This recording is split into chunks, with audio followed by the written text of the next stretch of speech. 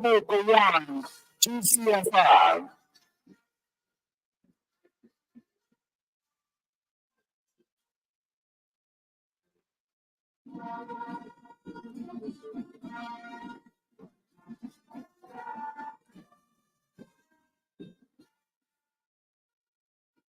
The General is not here non-distracted in the interim, please. Just briefly, please. He's not here alone, he's here with his better half, the First Lady of Nigeria, Her Excellency Dr. Mrs. Victoria Gowon, CFR. Please a round of applause for her. And of course, the guest lecturer for these very auspicious occasion, Dr. Aki, in the addition of CFR, the President of African Development Bank Group.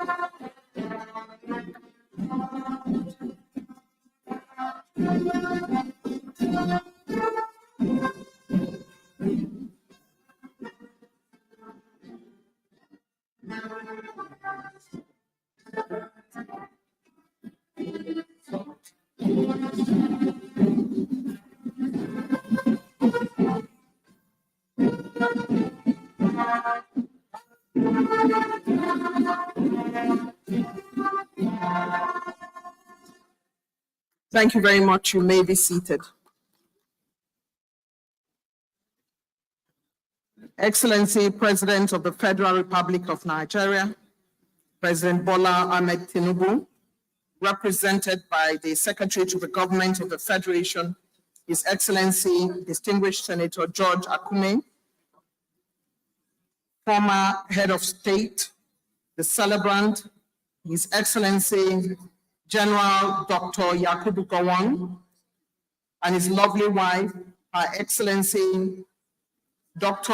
Mrs. Victoria Gowon, Chairman of the occasion, His Eminence, Alhaji Dr. Muhammadu Sa'ad Abubakar III, the Sultan of Sokoto, the former President of the Federal Republic, His Excellency Chief Olusegun Obasanjo, former Vice President, His Excellency Nnamdi Sambo, Excellency Senate Presidents, former Senate Presidents here present, ranking members of the National Assembly here present, serving and former members of the National Assembly here present, Excellency Governors here present, Governor of Bauchi State and the Governor of Akwa Ibom State, and representatives of governors here present,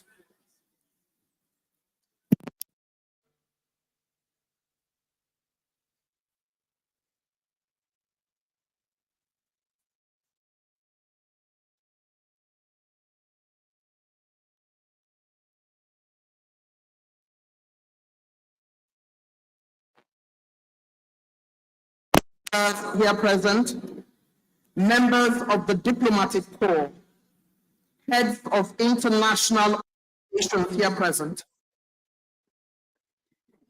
chairman and members of the organizing committee for the birthday celebration of His Excellency General Dr. Yakubu Gowon, heads of government and extra-ministerial departments, heads of Nigerian security apparatchik, serving service chiefs and their representatives and former service chiefs, faith leaders, community leaders, the very special members of the National Youth Service Corps who are all gathered here. We celebrate you. Distinguished invited guests, ladies and gentlemen. It is wonderful to be celebrating today a man who is very special to us. My name is Eugenia Abu. I'm a national broadcaster, and I'm working today with my brother, Andy Gabriel. Andy, where are you? Let's celebrate Andy, please. Let's give him a hand. Thank you very much.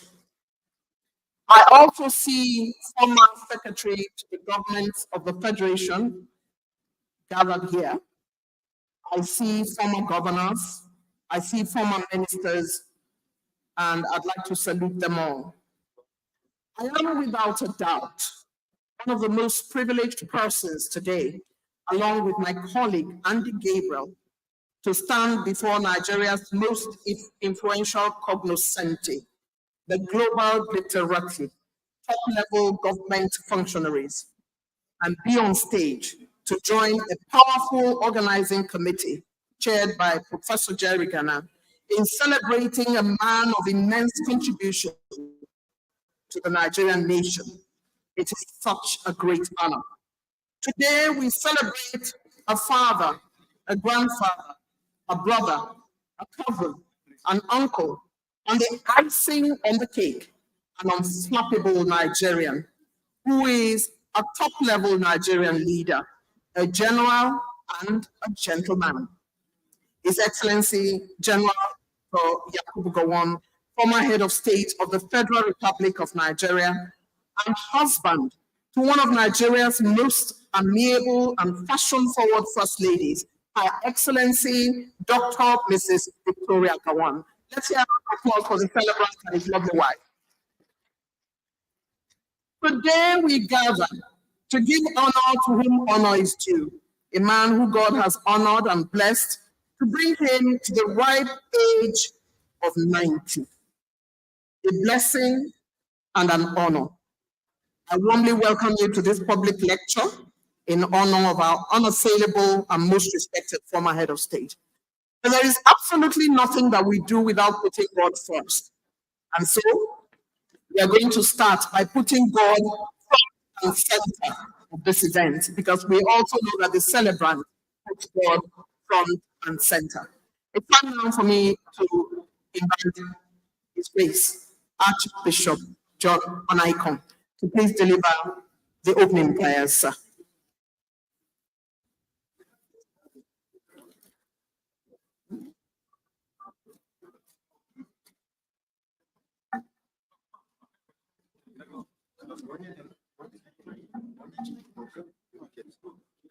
Can we applaud him as he makes his way? It's a long walk. Thank you very much.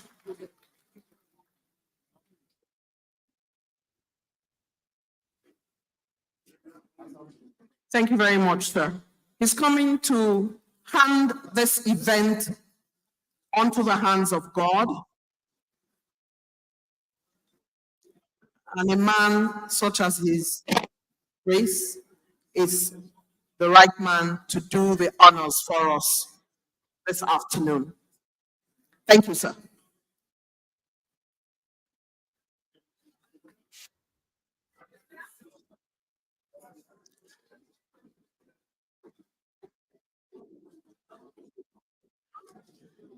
Shall we, for a moment, keep an attitude of and humble devotion, merciful God.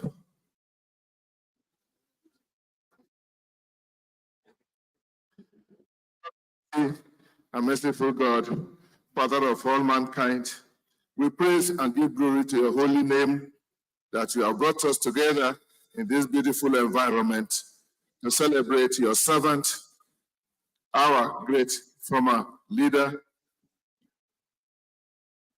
General Yakubu Gowon, who is celebrating 90 years of age.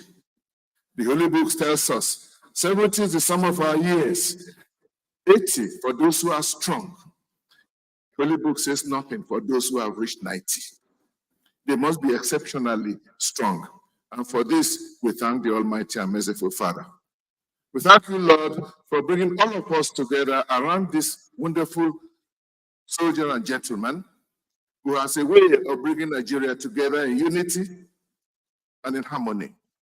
And that the atmosphere that you have created for us in this hall may go beyond this hall to our nation at large, especially in these moments of difficulties we are going through.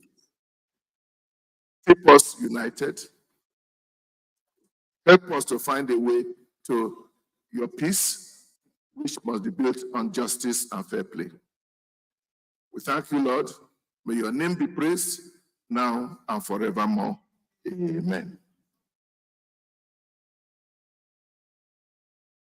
Thank you, sir.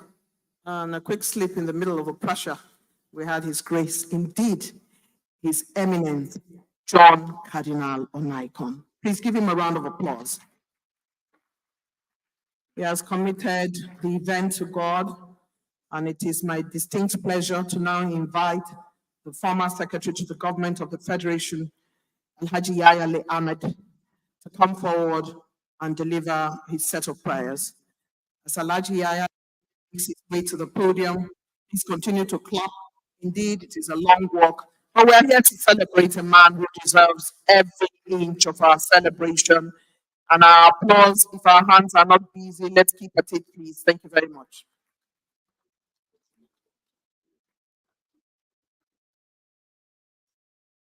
Could you put your phones in the silent mode? You don't want to be the one whose phone is ringing in the middle of a speech. Thank you very much. Much appreciated. Alhaji Yaya Ahmed. Thank you, sir.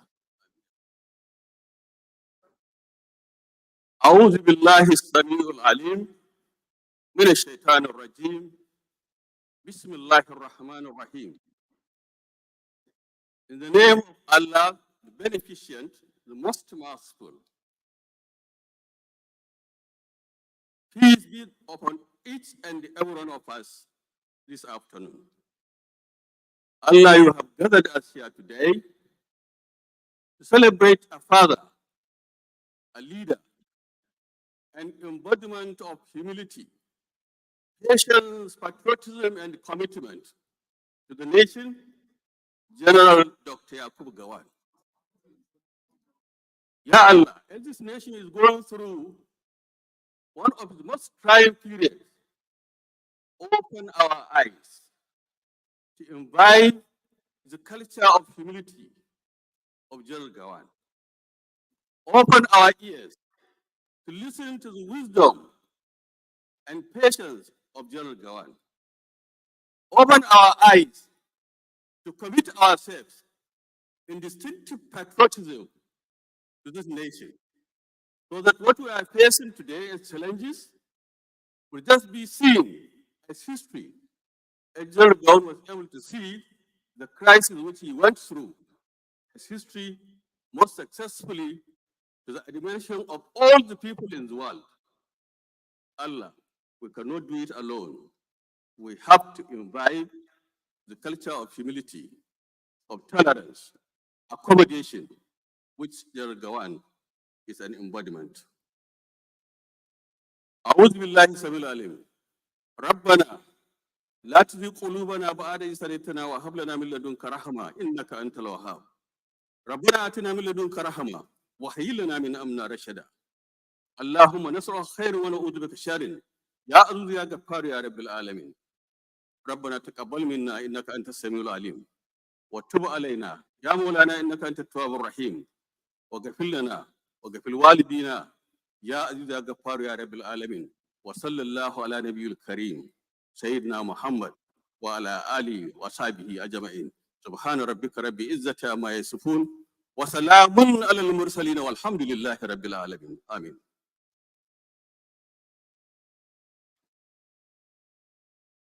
Please, I'd like that we applaud Haji Yayale Ahmed one more time. Thank you very much. Let me just quickly welcome His Excellency Muhammadu Buhari, GCFR, immediate past President of the Federal Republic of Nigeria, represented here by the immediate past Secretary to Government of the Federation, Mr. Boss Gida Mustafa. Please a round of applause for him. We'd also like to please plead with all and sundry that we are live on national televisions, and in the light of that, we should please settle down because we are in a very serious business here, all in honor of a nanogenarian, His Excellency Dr. Yakubu Gowon, GCFR. Then please, we'll also have to plead with you to keep your conversations in tones so we can be able to hear ourselves and have a seamless event. Moving very quickly, it is my honor and privilege to then invite to the rostrum the chairman of the National Planning Committee for the General Dr. Yakubu Gowon's 90th birthday. Please join in welcoming the former Minister of Information and Culture of the Federal Republic of Nigeria, Professor Jerry Ghana, CON, PhD.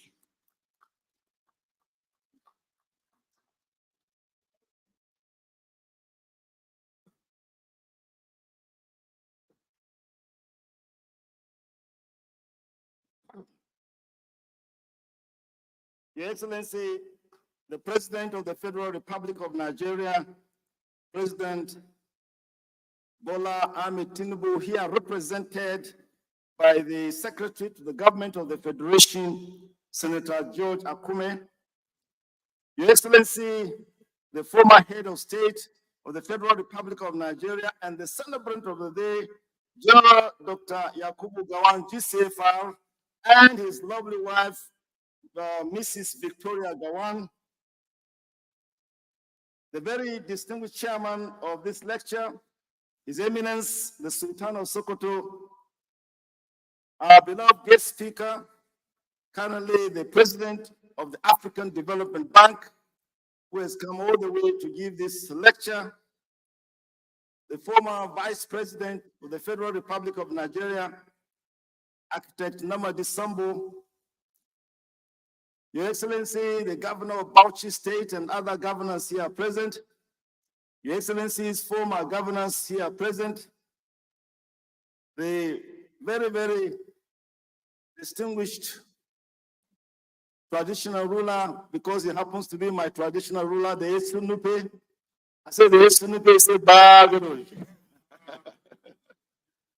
Excellencies, very, very distinguished guests, ladies and gentlemen, would like, because this is live and the time is limited, would like to appeal to those who are going to speak that you could just adopt the protocol already very well laid out by the MCs. That will save us a lot of time. On behalf of the National Planning Committee and on behalf of the family, friends, and associates of His Excellency General Dr. Yakubu Gowon, I'm very delighted to have the opportunity and the privilege to welcome all of you to this public lecture. Kindly join me, put your hands together for the celebrant. Can I hear you?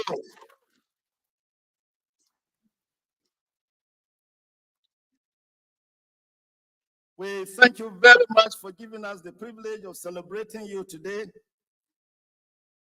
I also, on behalf of the National Planning Committee, wish to thank immensely the distinguished chairman for this public lecture, His Eminence, the Sultan of Sokoto, Alhaji Dr. Mohammed Saad Abubakar III, CFR. Your Eminence, we thank you for accepting to chair this lecture. You are most appropriate. You are well desired.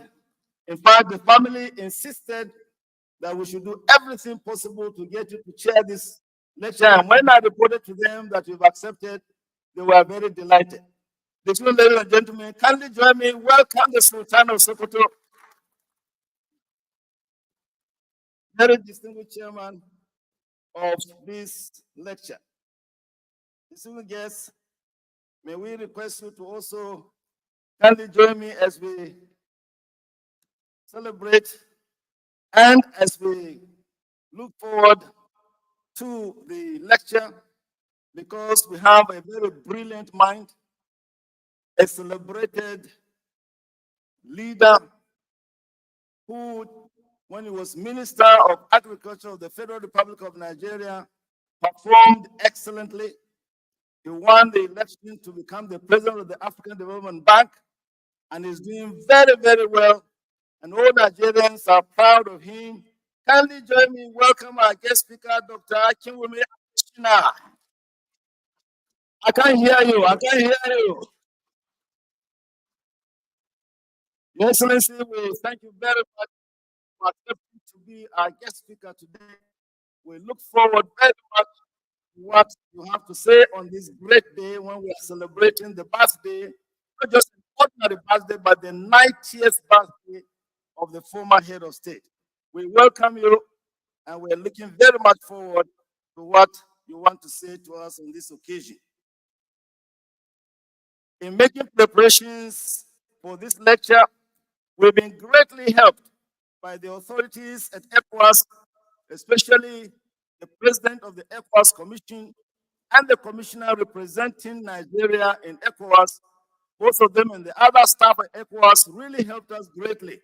Therefore, I want you to particularly help me to greet the president of the ECOWAS Commission because they received us very well. Can I hear you? Put your hands together for them. When I was busy thanking them and really expressing how delighted we are, they said, look, we have no choice. That is our founder. That is our father. That is the one who has shown the way. This is what we ought to do, and we are delighted to do it. So, Honorable, Your Excellency, the Celebrant, you made our task very easy because they already loved you, and they wanted to really do excellently well today. And I want to thank you very much for transforming the ECOWAS Secretariat for General Gowon today. I lost my way. Brilliant. Kindly join me again. Put your hands together for the ECOWAS. Thank you very much. The Director General and staff of NYSA have also been very supportive in our preparation for this lecture. In fact, they requested us that they be specially allowed to host this lecture. So you can see that the NYC is everywhere today. In fact, we have to now plead with some of them if they can give us a few more seats so that some dignitaries have arrived. Are they cooperating? Are they assisting us? Thank you. Put your hands together for the NYC.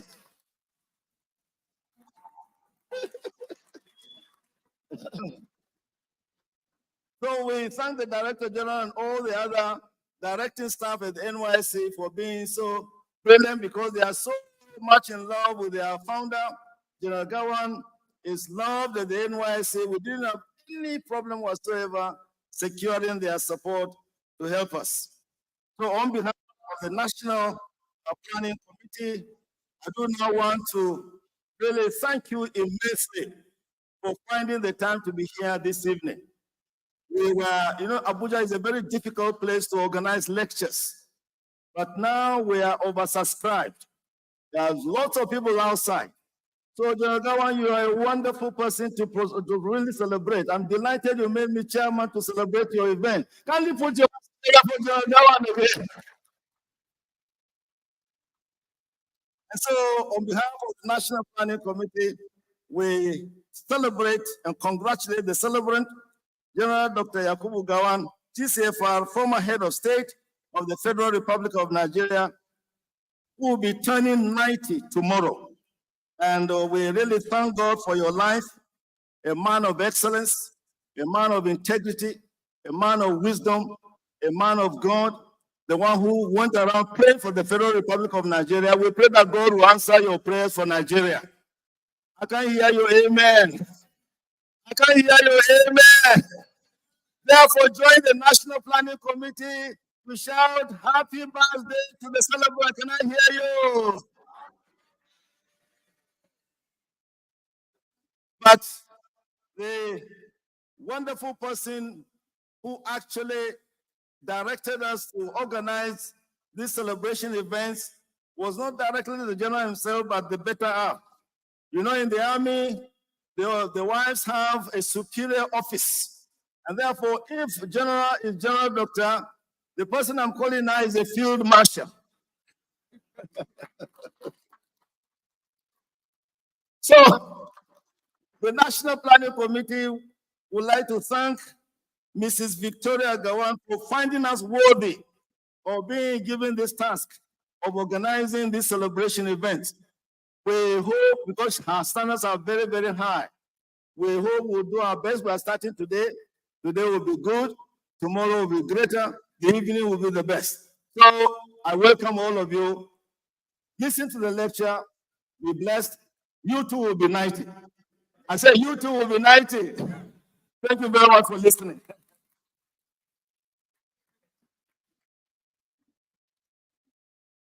Your Excellencies, very distinguished invitees, our very special celebrant, members of the high table, isn't it wonderful to be in the midst of your people at 90? It's a beautiful thing to celebrate.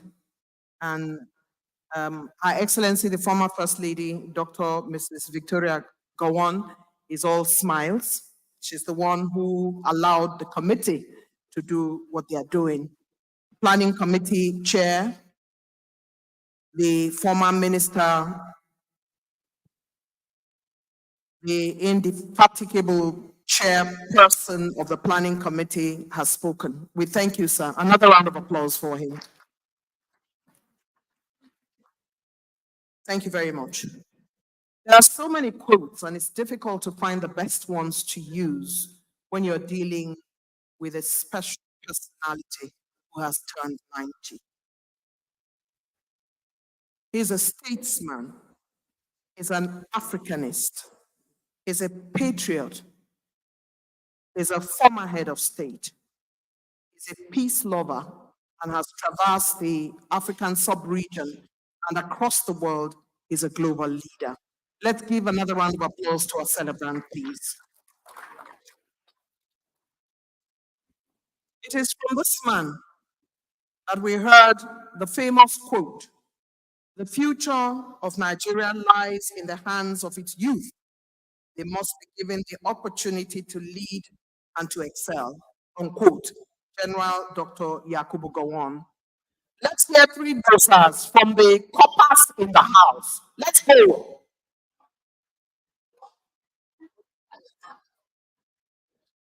That is what it's all about. The young people that General Gowon said would lead this nation are here in their numbers, in a place where we created the National Youth Service Corps to ensure that we are all unified.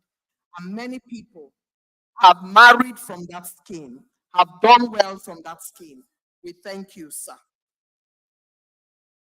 I would like at this point to recognize, representing the whole of the FCT, the Honorable Minister of State, who is in our midst today for FCT. She's a family medical practitioner. She is a politician. She is a leader, Dr. Maria Mahmood. Help me welcome her. She's representing FCT. The Honorable Minister is here with us. We thank her so very much. And of course, His Excellency, the former President of the Federal Republic of Nigeria, His Excellency Chief Olusegun Obasanjo has joined us. He's here with us. We thank you, sir. Always good to see you.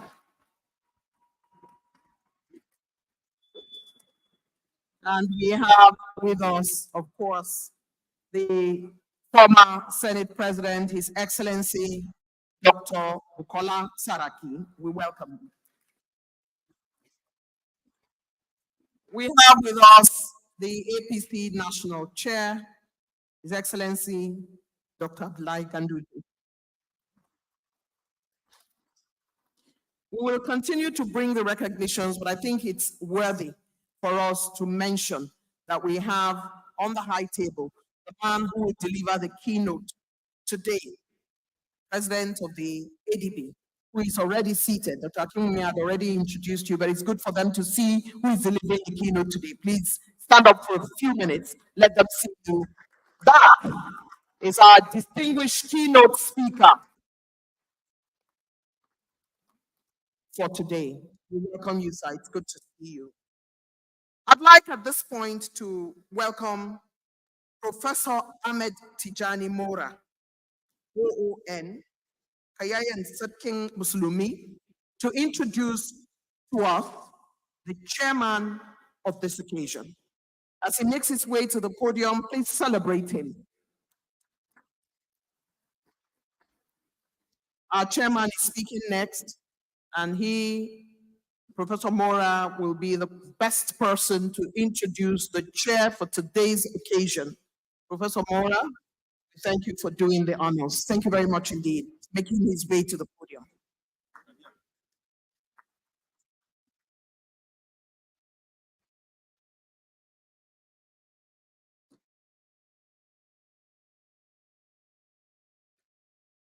His Excellency President Bola Ahmed Tinubu, GCFR, the President of Nigeria, is represented. Distinguished invited ladies and gentlemen, it is an honor and a very rare privilege for me to be called upon to introduce the chairman of today's occasion. As part of the activities lineup to celebrate the 90th birthday anniversary of a great Nigerian, distinguished African, and a statesman, His Excellency General Yakubu Gowon, GCFR, PhD, and Nigerian Head of State and Commander-in-Chief of Armed Forces of the Federal Republic of Nigeria, July 1966 to 1975. General, affectionately referred to as Mutumin Kirki, that is noble and trustworthy man, especially in the North, will clock 90 tomorrow, Saturday, 19th October 2024. Allow me, Your Excellency, to go back into history, and specifically the years of 1908, 1921, 1950, and 1970, in introducing the chairman of today's occasion. In 1908, the Northern Protectorate appointed Sir Hans Vischer, who lived between 1876 to 1945, a Swiss-born British national, to establish the first public elementary school in Northern Protectorate. Sir Vischer had traveled widely around the world and had a good command of Arabic, Fulfulde, Kanuri, and Hausa languages, of course, in addition to German, French, and English languages. He was undoubtedly a polyglot. The school was established in 1908 in Kano and referred by the locals as Makarantar Hausa, that is, School of Son of Hausa, due undoubtedly to his mastery of the Hausa language. By 1914, upon the amalgamation of Northern and Southern Protectorates, Sir Vischer was appointed Director of Education for the Northern region. In 1921, the British colonial administration established the first public secondary school in the North, the Katsina Trading College, which later became Katsina Higher College, later Kaduna College, Zaria Secondary School, and Government College Zaria, and now Barewa College Zaria. In 1950, His Excellency General Yakubu Gowon was admitted into Zaria Secondary School when the school was relocated to Zaria, with admission number Barewa number 783.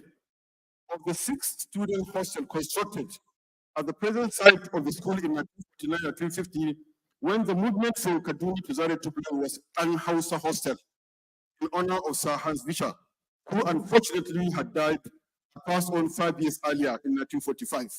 Young Yakubu Gowon was assigned to An Hausa House. In 1970, the chairman of today's occasion was admitted into Government College Zaria for his secondary school education with admission number 2612. And he too was assigned to An Hausa Hostel. Of course, that was 20 years after our Celebrant was admitted into the college when it was Zaria Secondary School. Today, of the 5 heads of states that were prime ministers, prime minister, heads of state, or presidents of the Federal Republic of Nigeria, as the case may be, that attended Barewa College, Zaria, for their secondary school education, the highest from any school in Nigeria and West Africa, only the name of General Yakubu Gowon is on a structure by way of immortalization, Yakubu Gowon Dining Hall. And incidentally, just next to An Hausa House. Okay. Again, in similar fashion, the two sultans of Sokoto who attended Barewa College Zaria for their secondary school education only came out to this lecture as a physical structure named after him by way of utilization, that is the Muhammad Sa'ad Abu Bakr Assembly Hall, which was built by the 1970 members of BOBA. This similarity of trends between the celebrant and the chairman of the lecture is a testimony to the effect that the Sultan had the credentials and pedigree to chair this lecture event. More to the point, the celebrant is a general in the Nigerian army, while the chairman is a retired brigadier general. This introduction of the chairman plays similarities with the celebrant from the perspective of Bariakon Zaria and the armed forces, I believe, is historically relevant. Distinguished invited guests, kindly put your hands together to welcome His Eminence Alhaji Muhammad Sa'ad Abu Bakr, CFR Criminal, the 20th Sultan of Sokoto, whose ancestors established the Sokoto Caliphate in 1804, the President General of the Nigerian Supreme Council of Islamic Affairs, President of the Jamaat National Islam, co-chair of the Nigeria Interreligious Council, President Chancellor of University of Ibadan, and one-time Chancellor of University of Benin, and also one-time Chancellor Ahmadu Bello University Zaria, and equally a recipient of no fewer than 17 honorary doctorate degrees as today's chairman. Thank you very much.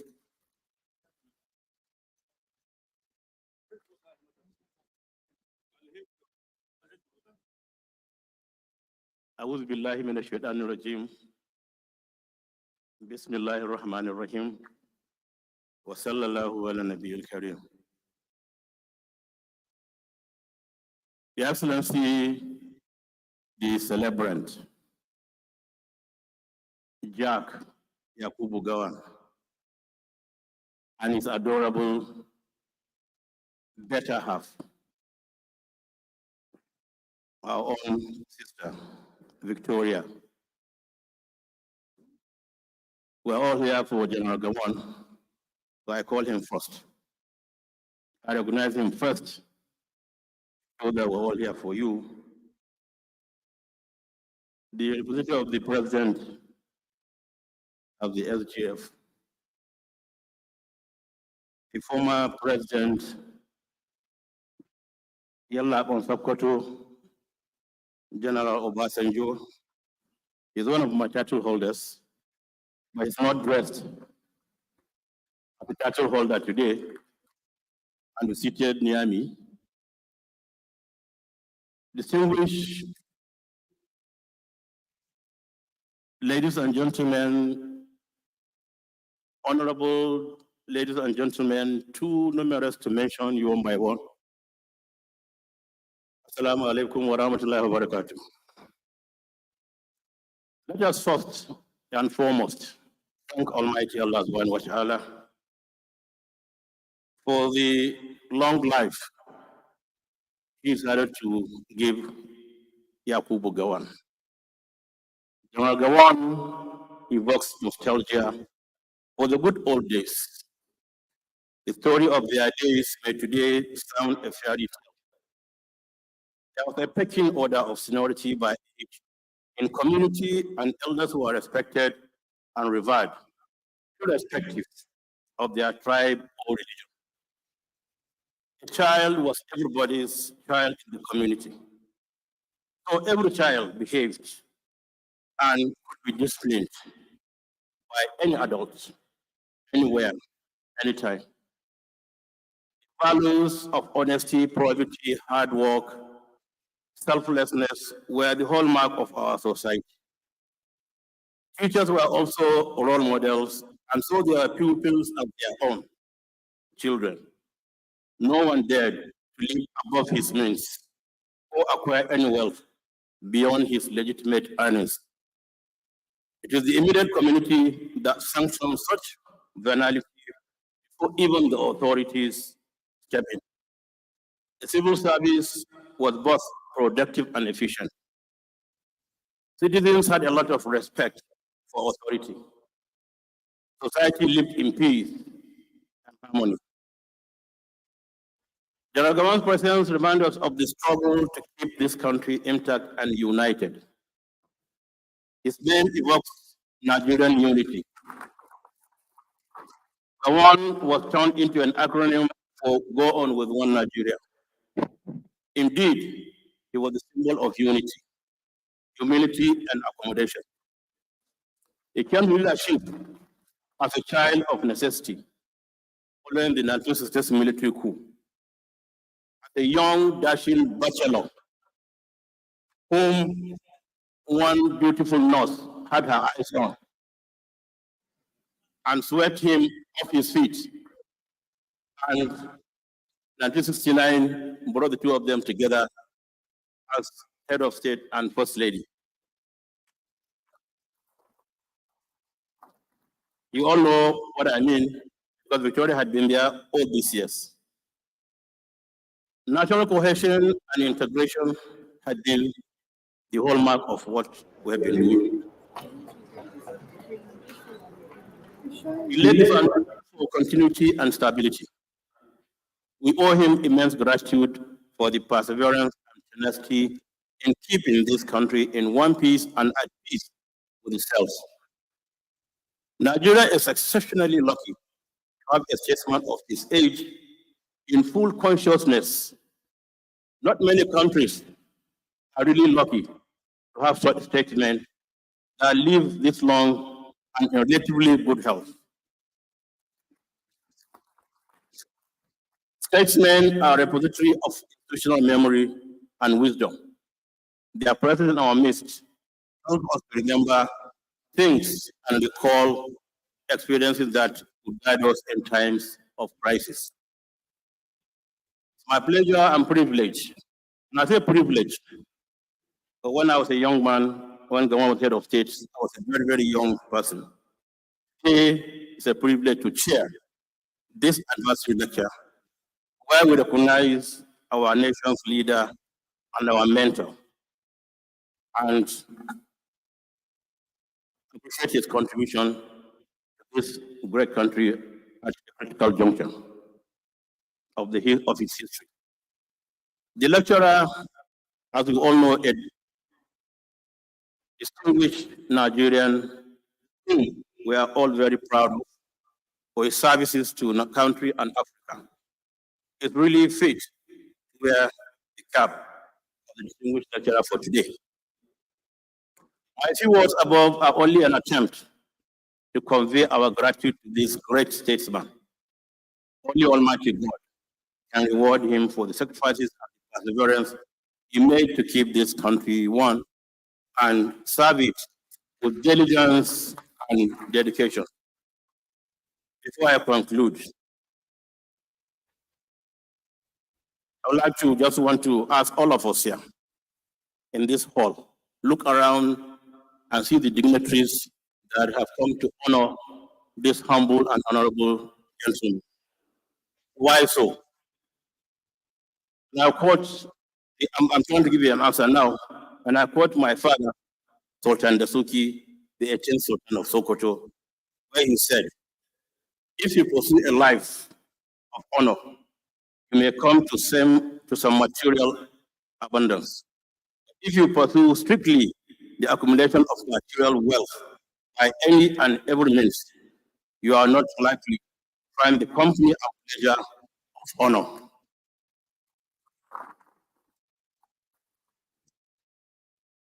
As I round up, I want to use this medium, as I've done before.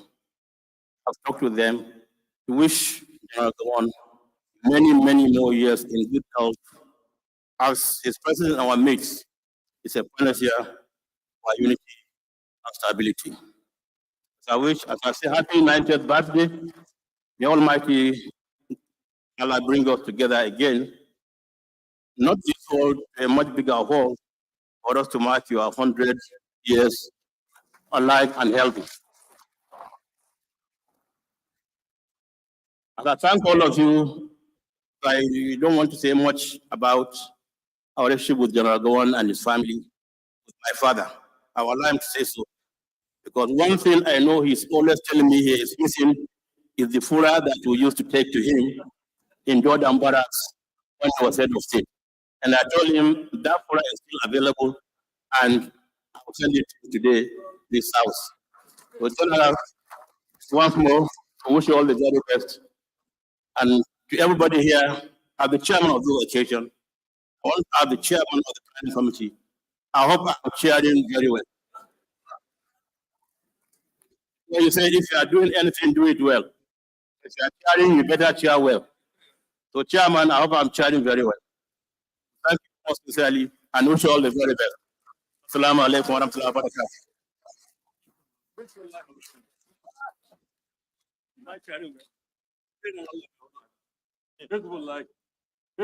Would like that we give the distinguished chairman of this occasion another bigger round of applause. And to also thank him.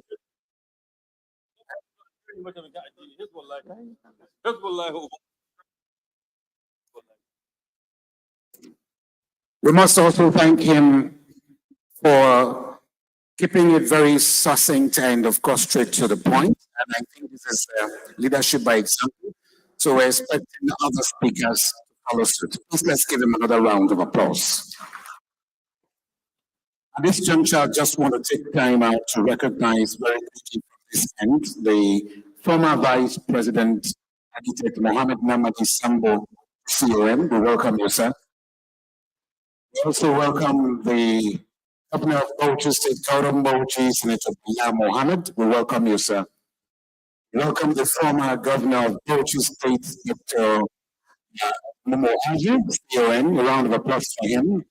We also welcome the former Governor of Kano State, Engineer Rabiu Musa Kwankwaso. Welcome you, sir. And then from this other end, we must also recognize the Etsumepe Bagadori. We'd like to welcome you. Please let's welcome Dr. Yaya Abakar III. We'd like to thank you so very much for coming. We'll keep the recognitions coming, but then, of course, business at hand. We have a long list of distinguished senators seated at the other end. I see Senator Adams Oshomole, Senator Picket Plan, Senator Adamualero, and of course, a host of senators. Please applaud all of them, please. And moving on, we also want to plead with every other speaker, perhaps accept the guests of honor, or rather the guest lecturer, and the distinguished honoree, that every other person would please just do us the honor of speaking, or rather observing the protocol that's been very well established by Eugenia Abu. Moving on very quickly, a bit of culture, which is what General Gowon is known for. He loves Nigerian food. Even whilst he was in London schooling, he was every now and then eating Nigerian food. That much I can tell you. He loves native food. And so we want to showcase a bit of the cultural, rich, very cultural heritage of our people. And in the light of that, we'd like to welcome, salute Your Excellence in films and cultural dance, but this time from the Charawa dancers from Plateau State. Let's welcome them with a resounding applause, please. Charawa dancers. You have just 5 minutes. Charawa dancers.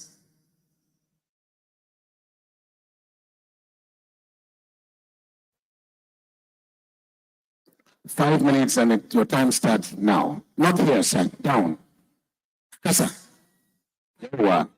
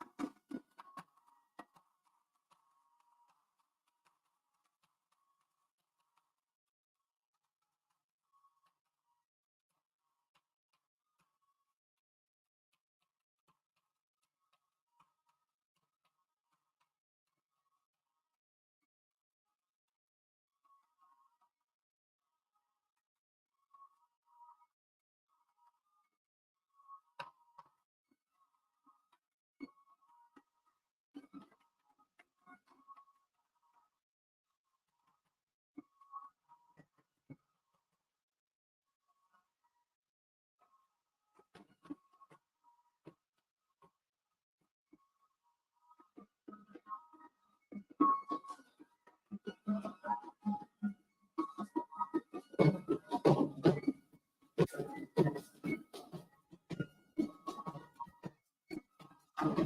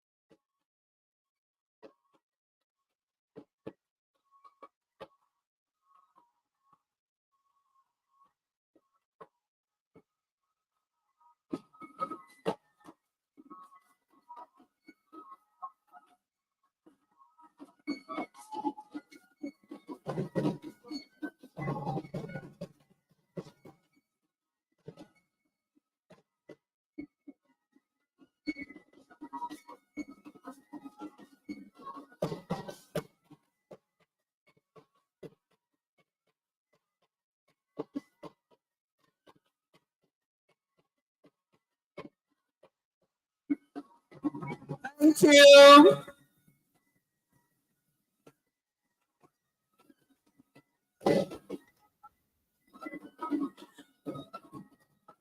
You have 2 minutes to rock this dance and make your way off the stage.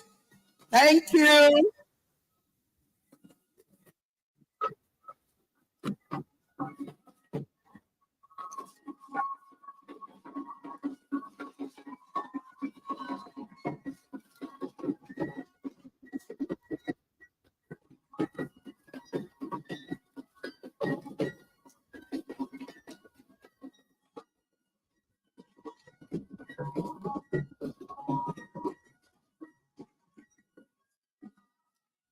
Dipped in the waters of our tradition, the rhythm, the dance, music, culture. This is truly African. The Jarawa dancers from Plateau State. Let's give them another round of applause. Because we have roots, we have community, we have rhythm. We were born dancing. It's a typical Nigerian thing. We thank them for celebrating our celebrants. Appreciate them. And talking about roots and culture, I would like to note very quickly some of our eminent traditional rulers who are here with us today. His Royal Majesty Eze Dr. Ilomwan, Chairman, Imo State Elders Council, Co-Chairman, Southern Traditional Rulers Council, Chancellor, Federal University, Birmingham, Kebbi. Let's give him a round of applause. He's here with us.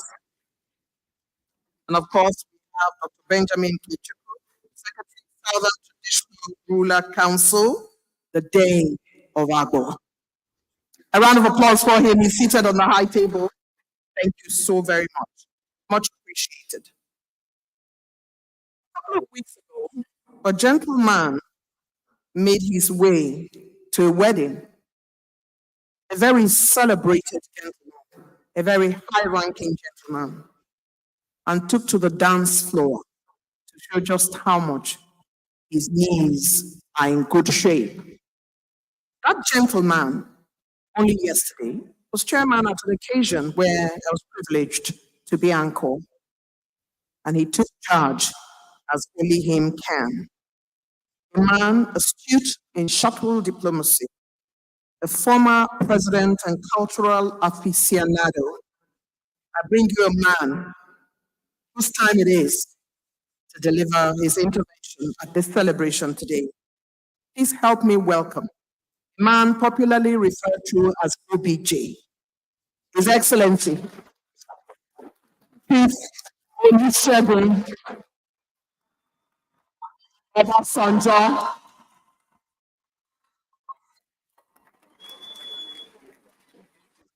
Continue to clap, it's a long walk.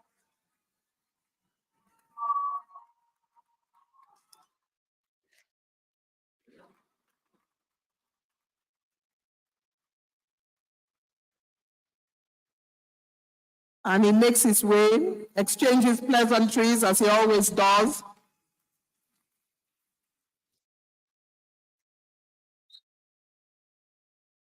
We celebrate His Excellency.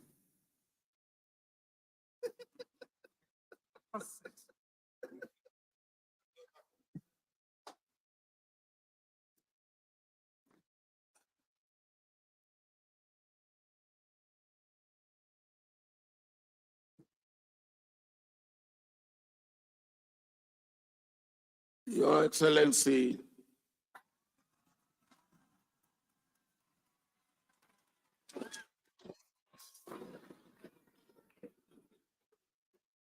Your Excellency, my boss, the celebrant, a man of destiny,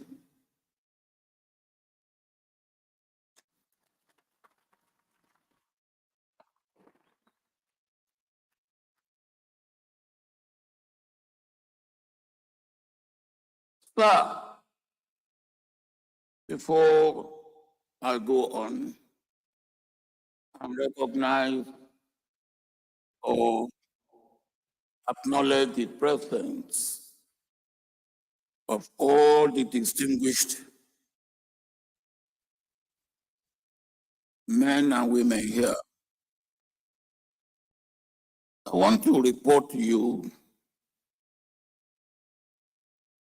the chairman of this occasion. Because on the program, if you look at your program very well, I'm not billed to speak.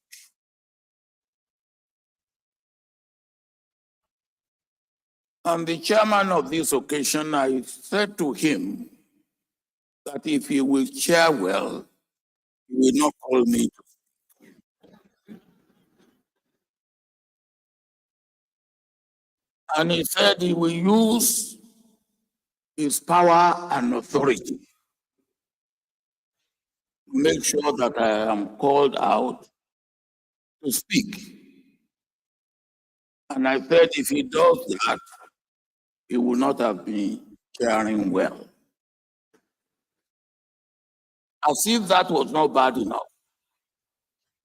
When I was called out, he said he has successfully performed a coup.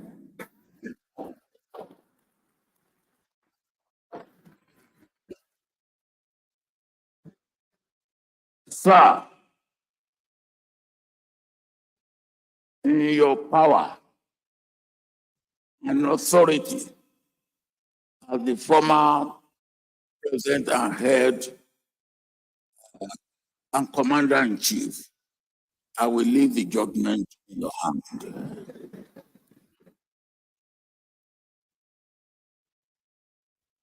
Tomorrow, I'm supposed to be speaking. And I don't want to undermine myself by saying today what I should be saying tomorrow.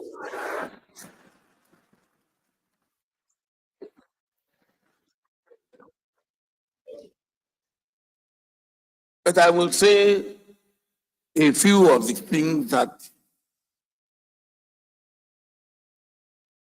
I will be saying tomorrow. One is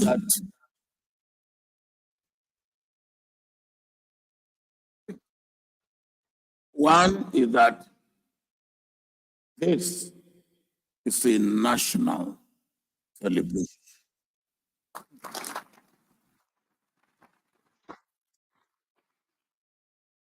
And you are worthy to be nationally celebrated while you are still alive.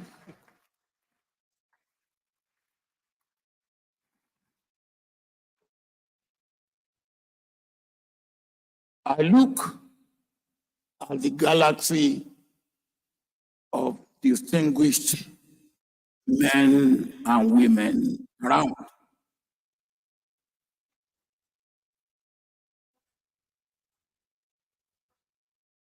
Only very few of them can claim to be eyewitnesses to your time in government, not to talk of your time in the army. And because by the grace of God, who has given you the longevity of life, and who has given me a little bit to be following you,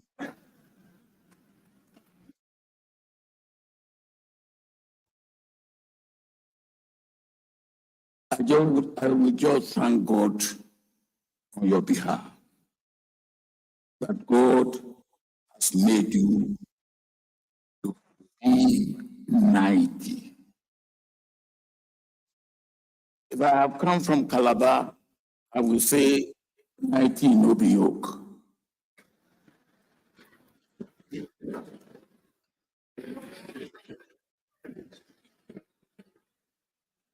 And sir, 90 no be joke.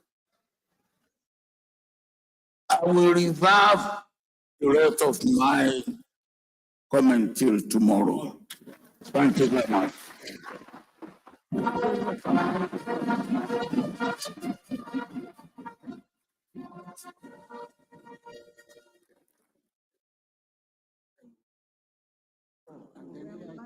Okay.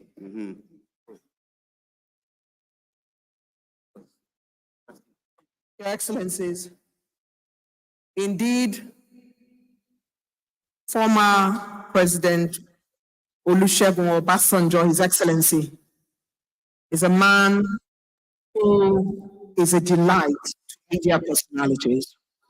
Not only is he a delight to media personalities, he indeed brings it each time. And Nigerians celebrate you, sir. We welcome you and we thank you for your intervention today.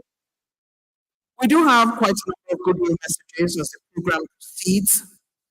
But we will, at this point, like to take a quick quote. All we have is the knowledge passed on to us by our elders, experiences we inculcate and hardly negate. But to bridge the generation gap, one needs to adapt to the new while retaining the goodness of the old.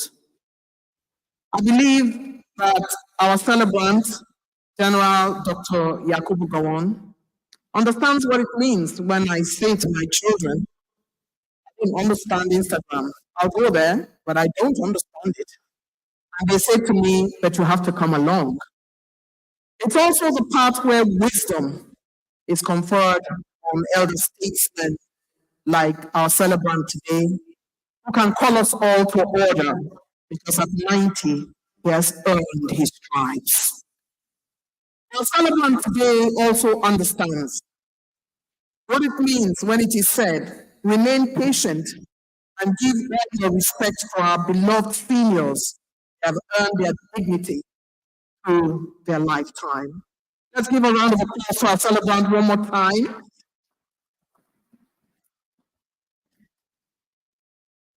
And who says music is not the food of the soul? And because we have music today, and we are a nation of very celebrated musicians, singers, and performers across the world, our children are breaking new grounds, and they're delivering from coast to coast across the world. It's time for us now to take salute to excellence in songs, hymns, and anthems at the Festival of Praise Choir and Orchestra. We do this in celebration. If they are ready, so are we. This is a skill set that is not given to everyone. Some people are able to speak well, some people are able to sing well, some people are able to dance well. We don't all have the same skills. And this collection of young men and women will delight us in songs, hymns, and anthems. By the Festival of Praise Choir, let's encourage them as they make their way to the stage. Thank you very much.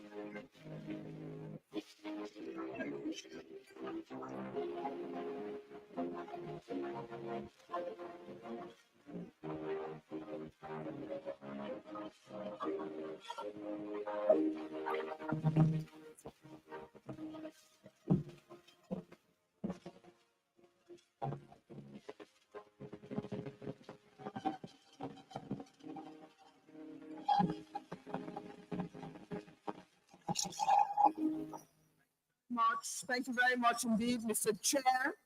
That is salute to excellence in songs, poems, and anthems by the Festival of Praise. And for doing such a great job, as best as they can.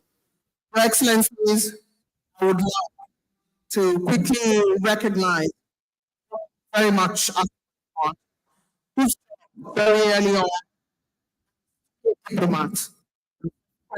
She went on to run the Ministry of Affairs in Nigeria. Welcome, Ambassador Sophia, former Minister for Women Affairs, who is 91 years old.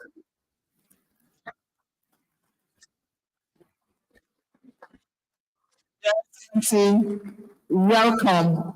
It's good to see you, ma. My mother says, Avo, welcome, ma, welcome. Also, former Minister of Environment, Senator Helen Eswene, who is in the house with us. Good to see you. We also have guests who are here. T. Williams and Reverend Mrs. Onmaya Williams. From the United Kingdom. Our guests here, we welcome you. Reverend Pastor Mrs. Moses Arosola, we thank you for coming. Thank you very much. Andy has the next item on the agenda. Andy. Your Excellency, following the already established protocol, I have the very rare privilege to introduce our guest. Our guest is needs really no introduction because has traversed the length and breadth of Africa and the world. Of course, he has and encomiums, not only for himself, but to the entire continent of Africa. I introduce to you a lecturer, Dr. Akinwumi Adesina, President of African Development Bank Group. Just as he makes his just like he stands with parts of the country where I'm from, and the introduce lecturers, we ask them to just rise for a brief moment. And I'd like to just quickly say that he is often described as Africa's optimist in chief. African Development Bank Group President Dr. Akinwumi Adesina widely lauded for his visionary leadership in Africa's transformation. Formerly the Nigerian Agriculture Minister, Dr. Adesina was elected President of African Development Bank Group on May 28, 2015. He was newly re-elected for a second term of 5-year term on August 27, 2020. Adesina graduated with a bachelor's degree in agricultural economics, first-class honors from the prestigious University of Ife, now Obafemi Awolowo University, Nigeria, in 1981. Dr. Adesina holds a master's degree in 1985 and a PhD in agricultural economics in 1988 from Purdue University, United States of America. He won the Outstanding PhD Thesis Award for that year. I think we're going to give him a round of applause. Dr. Adesina was the prestigious Foundation Social Science Fellowship winner in 1988, which launched him into his international career. A bold reformer, a Minister of Agriculture in Nigeria from 2011 to 2015. The Adesina turned the agricultural sector of Nigeria around every 4 years.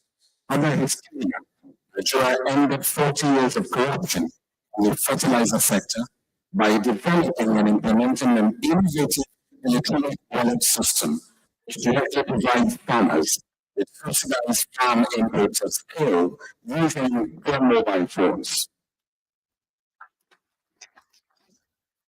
Within the first 4 years of its launch, this electronic wallet system reached 15 million farmers, dramatically transforming their lives. At Dr. Adesina at the helm, the African Development Bank Group achieved the highest capital increase since its establishment in 1964.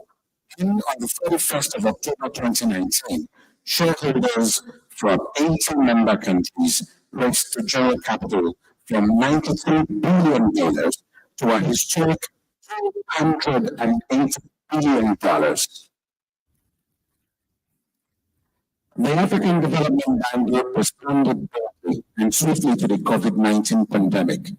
On 3rd of April 2020, the Premier Development Finance Institution launched a landmark $3 billion COVID-19 social bond, followed by a crisis response facility of $10 billion.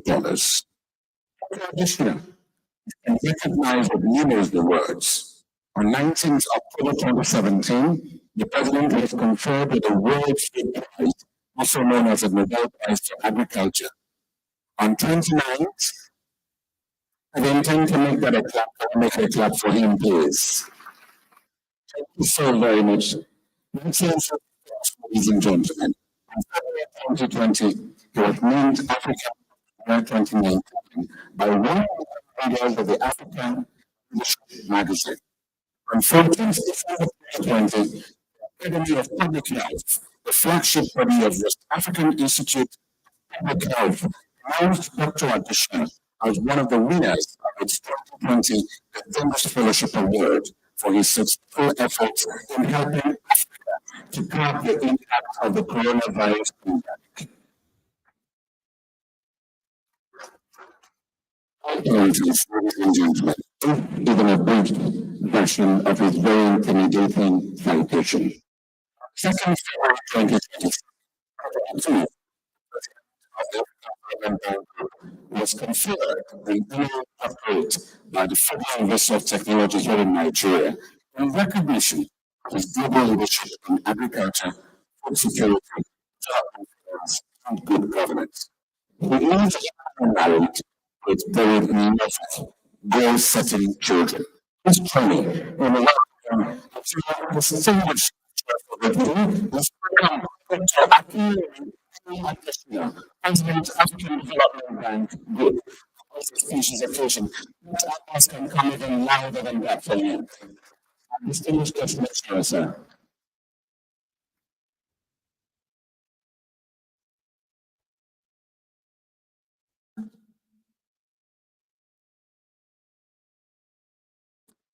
Thank you very much, MC, for those generous words. Your Excellency, Prime Minister, GCFR, represented by Senator George Akume, CEO and Secretary to the Federal Government of the Federation. Your Excellency, General Yakubu Gowon, GCFR, Head of State of the Federal Republic of Nigeria, the Celebrant today. Your Excellency, the Field Marshal, Victoria Gowon, First Lady of the Republic of Nigeria, Your Excellency, President Olusegun Obasanjo, GCFR, President of the Federal Republic of Nigeria, Your Excellency, Teknomadi Sambo was my boss, CEO and former Vice President of the Federal Republic of Nigeria. His Excellency, the Sultan of Sokoto, Alhaji Dr. Mohammed Saad Abubakar III, CFR Chairman of the lecture. And I can tell you, sir, that you are doing an incredible job as the chair, and I think that you use your authorities very, very well. And in fact, you have full cover and immunity for all the actions that you've taken. Your Excellency, Omar Adio Toure, President of the ECOWAS Commission, thanks for having us, my brother, at your office here. Your Excellency, Executive Governors, Governor Bala Ahmed, my dear brother, we sat together in the government, and other executive governors here and former governors, President of the Senate, distinguished senators, honorable members, National Assembly, past and present, other ministers, President Hass, I see a lot of my colleagues also here today, our real fathers, our spiritual fathers, Professor Jerry Ghana, Chairman of the National Planning Committee, the events commemorating the 90th birthday of His Excellency General Yakubu Gowon. And Professor, you spoke like a pastor, and I was really waiting for you to collect the offering at the end of what you said. Maybe you'll do that later on. Eminent guests, ladies and gentlemen, of course, my very beautiful wife, Grace, let me see, she's here with me. And I can't do anything without her, so I give her a birthday that all of my achievements in life, I deserve 45, and he gives her 55. So he always says he's 55 and 45, but maybe today you give me 46. And the amazing National Youth Corpus. Yes, Corpus. Your father is celebrating today, so you are all excited. It's a great honor to have been asked by His Excellency General Yakubu Gowon and Mrs. Gowon, invited by the eminent members of the National Planning Committee to deliver the keynote lecture today. I am filled with a very deep sense of appreciation given the significance of this august occasion.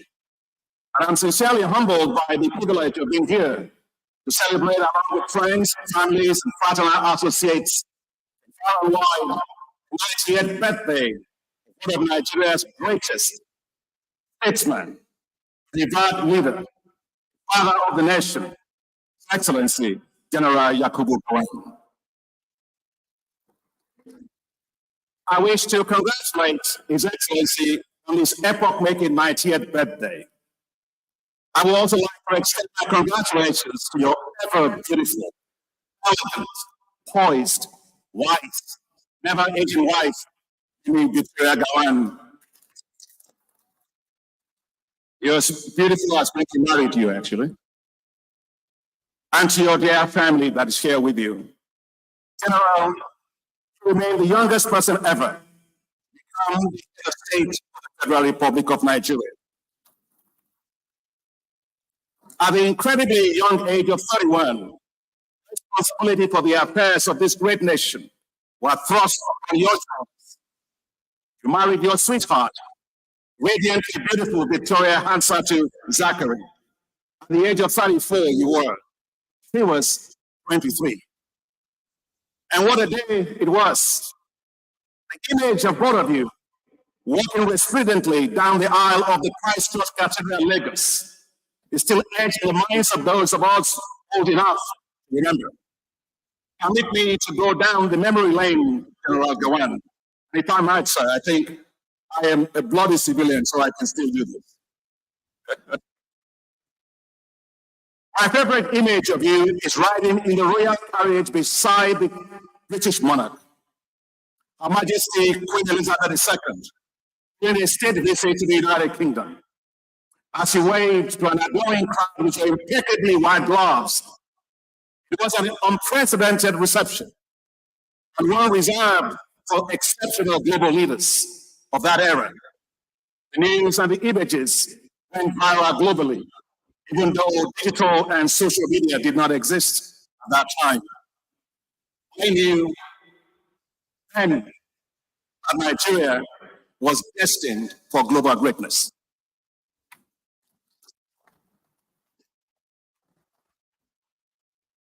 It is extremely hard to believe that the young and incredibly handsome military officer with a thin mustache, in fact, General, I have to tell you, sir, I actually started wearing a mustache just because of you. And head of state and commander-in-chief of the armed forces of the Federal Republic of Nigeria is now 90 years old. Along with all the well-wishers here today and many joining around the world, I salute you, General. Hearty congratulations once again. You are an exemplary Nigerian and African leader. As head of state, your leadership was marked by several firsts. Your visionary leadership led to the creation of the Economic Commission of West African State ECOWAS, where we are today, bringing together all 16 countries in the region for economic and political cooperation. You created the National Youth Service Corps, the NYC. That's right. The only policy decision in the history of Nigeria that has endured all governments, a pointer to your remarkable vision and confidence in the youth and Nigeria's unity. I would like the Nigerian NYC that are there, please rise up and take your cap up and salute the General. Thank you. Awesome.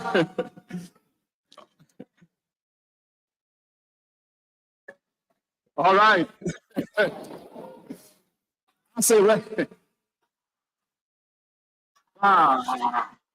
Thank you very much. Thank you. The recognition of the beauty and richness of our cultural diversity, and ahead of the first ever Festival of Arts and Culture, President, you commenced the construction of the National Theatre, now named by His Excellency President Bola Ahmed Tinubu, the Wole Soyinka Center for Culture and Creative Arts. Your fingerprints are still seen in countless lasting infrastructure developments across Nigeria. I can keep listing your endless achievements. The bottom line is that leaders are not to be emulated. Leaders are to be emulated. General Gowon, you are to be emulated.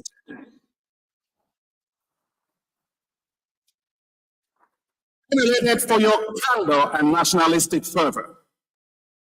Emulated for your humility and ability to work with everyone. Emulated for your never-ending drive to unify the country. Emulated for your never-failing Nigeria praise. Emulated for always having Nigeria in your heart. The acronym for your name says it all. Go on with one Nigeria.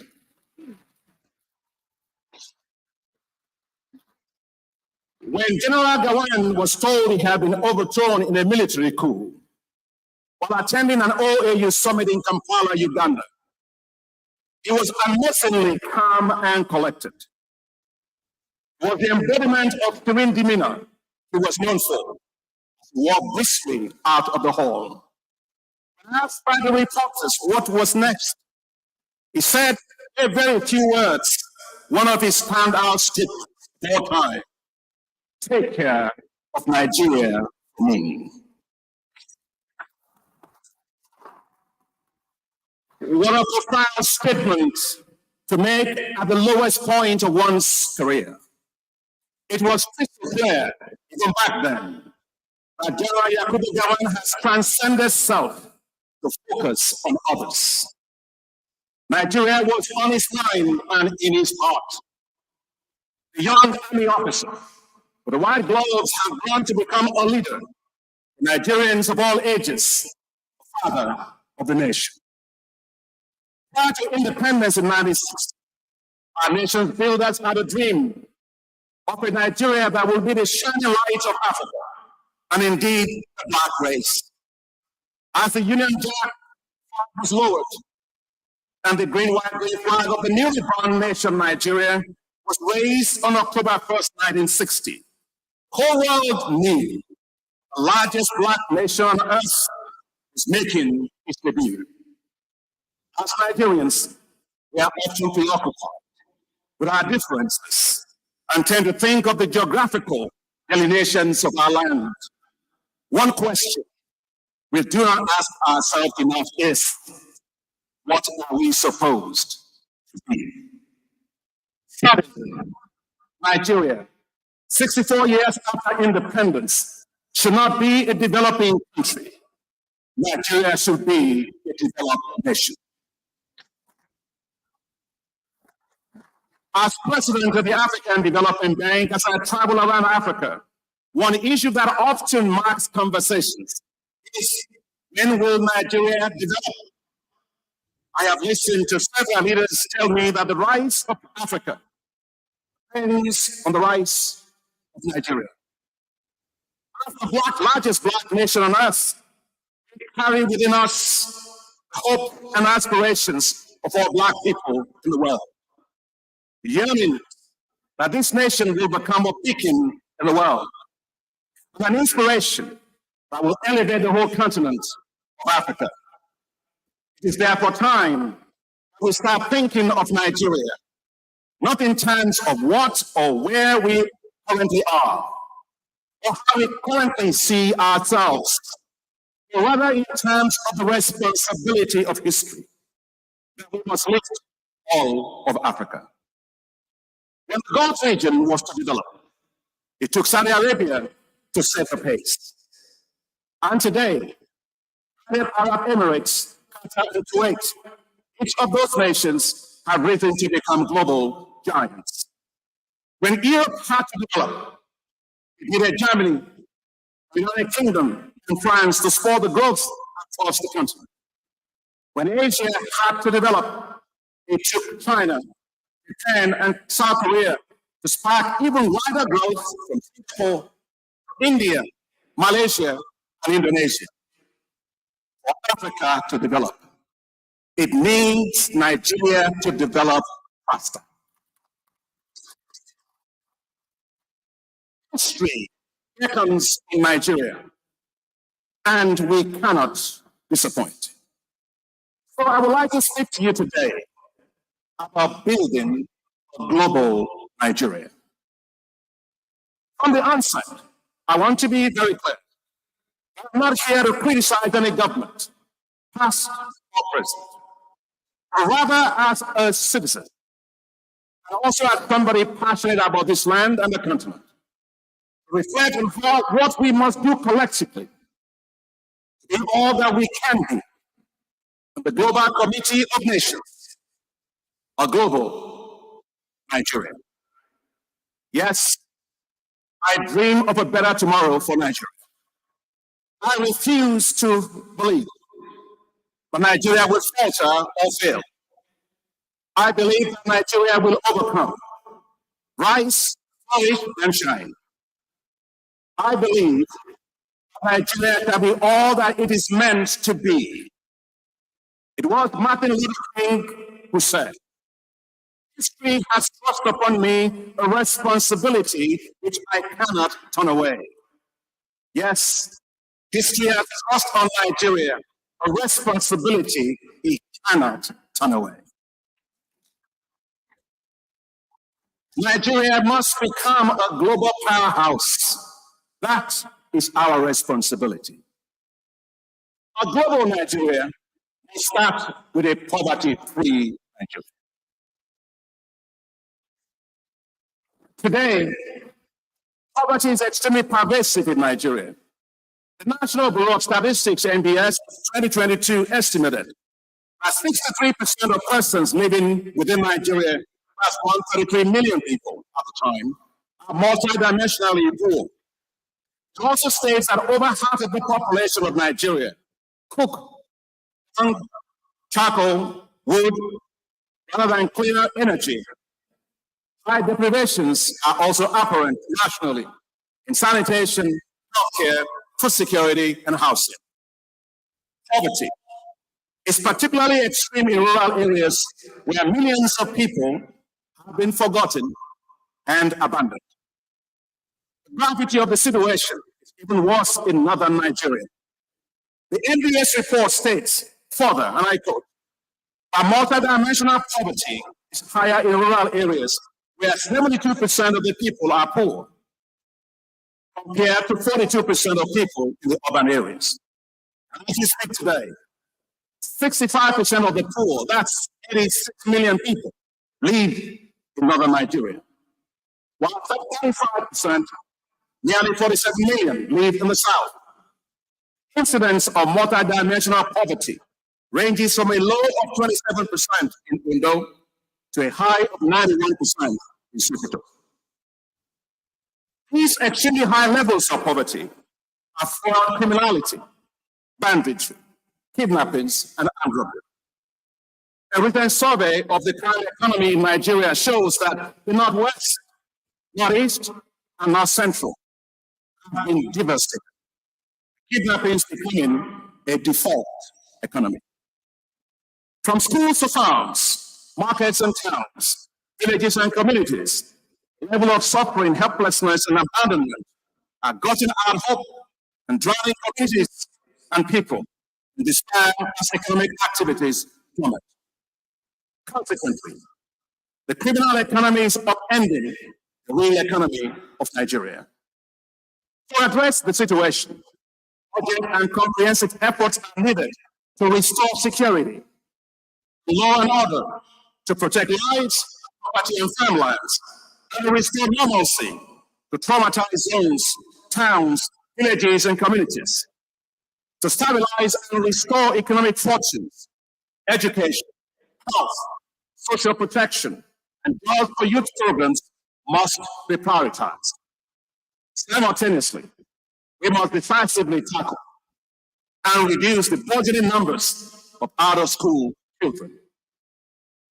A global Nigeria must be a full secure Nigeria.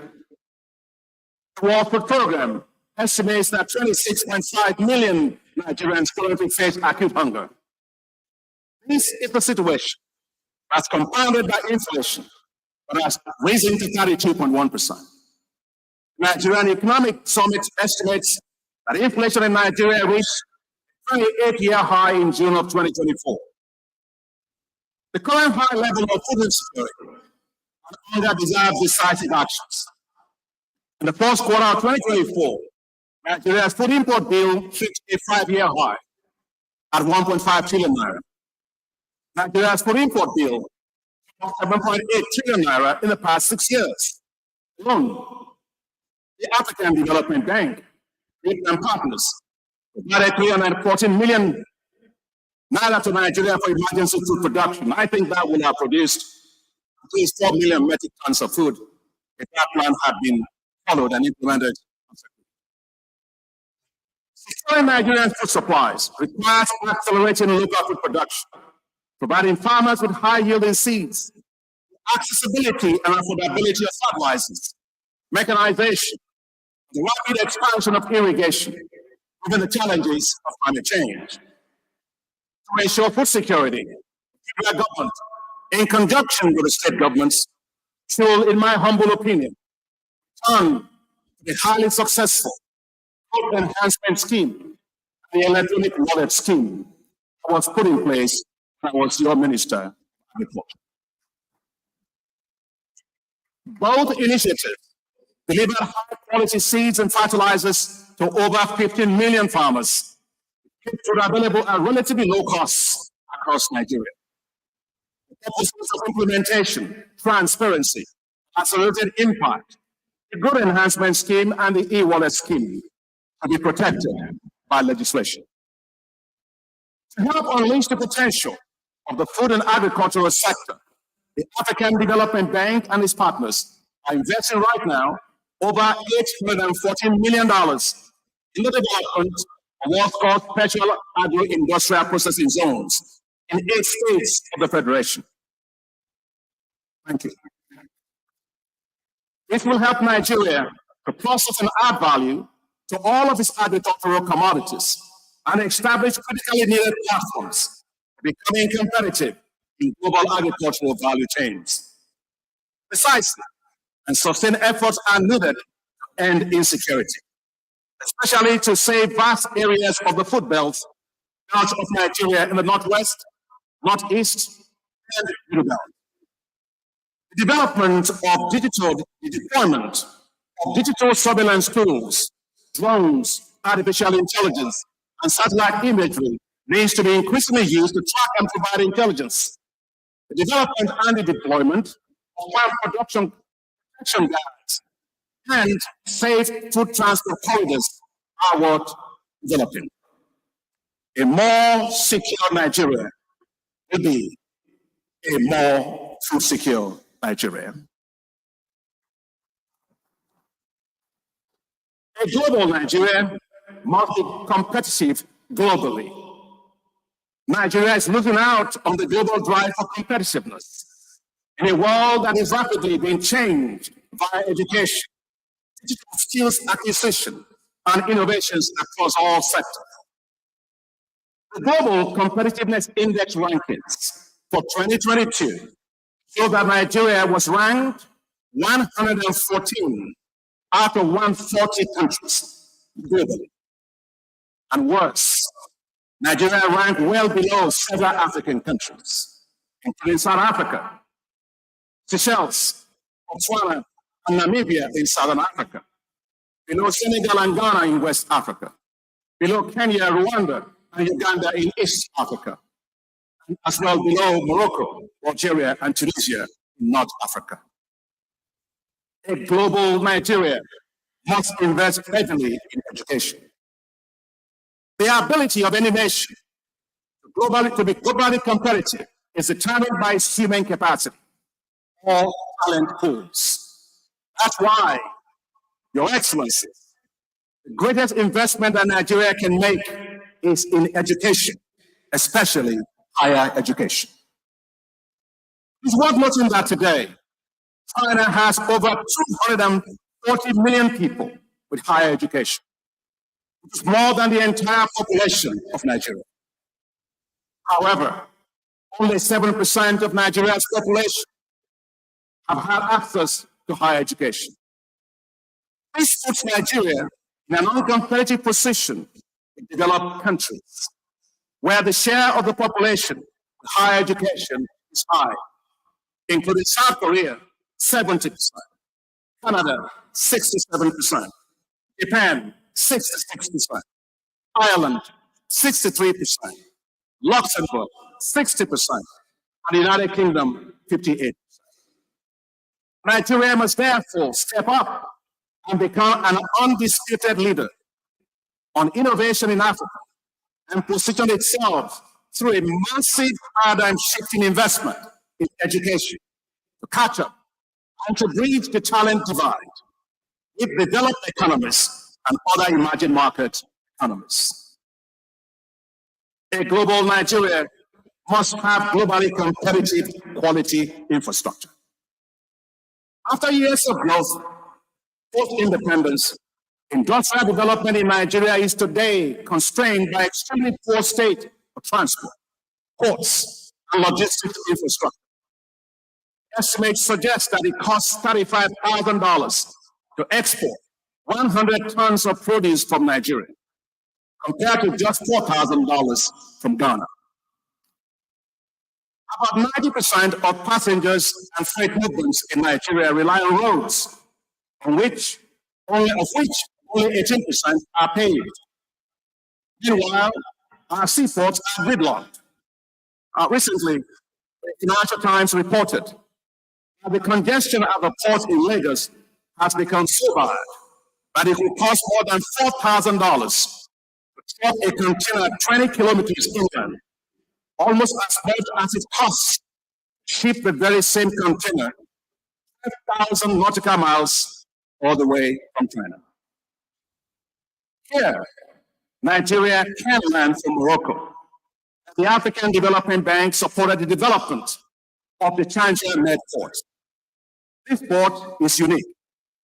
It is an industrial port complex and platform with over 1,100 companies operating from within it.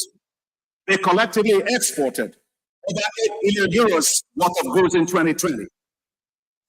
The port is home to several global companies, including Bosch, Daimler, Huawei, Siemens, and several others. Local companies located in the Tangier-Med also allowed Morocco to move up several global value chains, including automobiles, automotive parts, aeronautics, agriculture.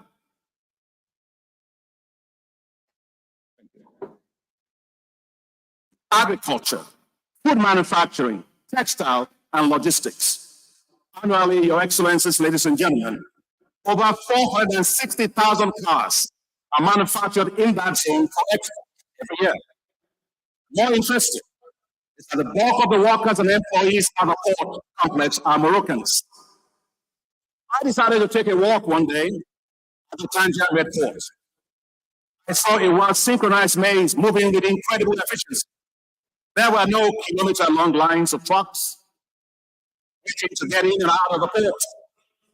The takeaway from Morocco's Tangier port is simply this: Nigeria must move away from the usual Gestapo-like approaches of raiding ports, or deploying soldiers to decongest ports, or having to control vehicular traffic at the ports. There are more sophisticated and efficient ways of doing so. With a view to creating a global Nigeria, Nigeria's focus should not be on decongesting ports, but on transforming ports. These must start with cleaning up administrative bottlenecks, most of which are completely unnecessary. Multiple government agencies at the ports, high transaction costs, and even blatant extortion, illegal taxes and contributions that never go into government coffers. To strongly support Africa's social and economic growth, the African Development Bank invests heavily in infrastructure. Over the last 8 years alone, we have invested over $55 billion in infrastructure, including roads and highways, transport corridors, seaports, airports, ICT infrastructure, and regional power transmission networks.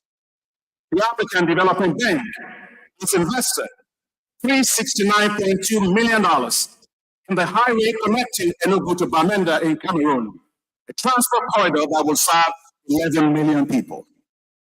Also, we have invested $49.5 million in the Lekki Toll Road, easing traffic and lowering transport costs. The bank is mobilizing now support for the development of the railway line connecting Kano to Maradi in the Niger Republic. And of significant note, the African Development Bank has provided $12.6 million to my brother, the president of ECOWAS Commission, to support a feasibility study of the Lagos-Abidjan Corridor Highway. As a bank, we and other institutions will help to mobilize the $15 billion necessary to finance that corridor. It carries over 80% of the trade in the region. When completed, the corridor will enhance transport connections from Nigeria to the rest of the West Africa region, with one border post to facilitate intra-regional trade. And just for full disclosure, why this is very important to me. When His Excellency President Muhammadu Buhari was president, I came here to see him, and I talked about this particular project. He told me, Akin, if you don't get that project on the way, don't come back to Nigeria. And when I went to Ivory Coast, where I was staying, President Alassane Ouattara looked at me and said, Akin, if you don't get that railway, that corridor done, don't stay in Abidjan. So you can imagine I have my incentives to get it done. And I want to thank the president of ECOWAS for the great work he's doing to get this on the way. A global Nigeria must achieve universal access to electricity. Today, the major challenge facing Nigeria's manufacturing is the very high cost and unreliability of electricity supply. Load shedding and the inconsistent availability of electrical power have resulted in high and uncompetitive manufacturing costs from Nigeria. Most Nigerian manufacturing companies self-provide their own energy. The high dependence on generators, diesel, and heavy fuel oil. Their emissions contributions make them brown industries, not green industries. And I remember one day I was traveling with my wife from Ibadan to Lagos, and I saw this really weird big advert, and it was all about generators. And they wrote under it, we are the nation's #1 reliable energy supplier.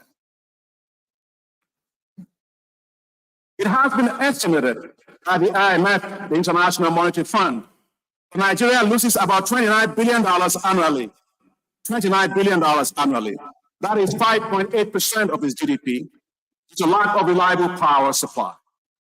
The report also indicates that Nigerians spend $14 billion per year on generators and fuel. There is no better way to say it. Lack of electricity is killing Nigerian industries.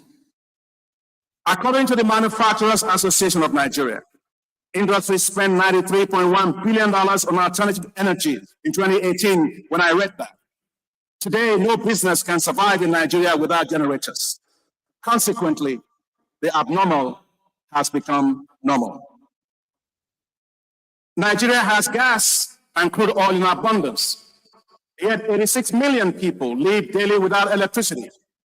Today, Nigeria is the #1 country in the world in terms of the total number of people without electricity. To support Nigeria and African countries, other African countries, the African Development Bank invests massively in the continent's power sector. To support the implementation of Nigeria's power sector recovery program, the bank provided $200 million to the Nigerian electrification project, which is designed to fill the country's electricity access gap. We have invested $210 million in the Nigeria transmission project to strengthen the grid power evacuation and regional interconnection. Your Excellencies, a major component of the African Development Bank's energy strategy was the launch of what we call Desert to Power Initiative, a $20 billion initiative to provide electricity to 250 million people across 11 countries of the Sahel, including northern Nigeria. It is expected that the Desert to Power investment will create the world's largest solar zone.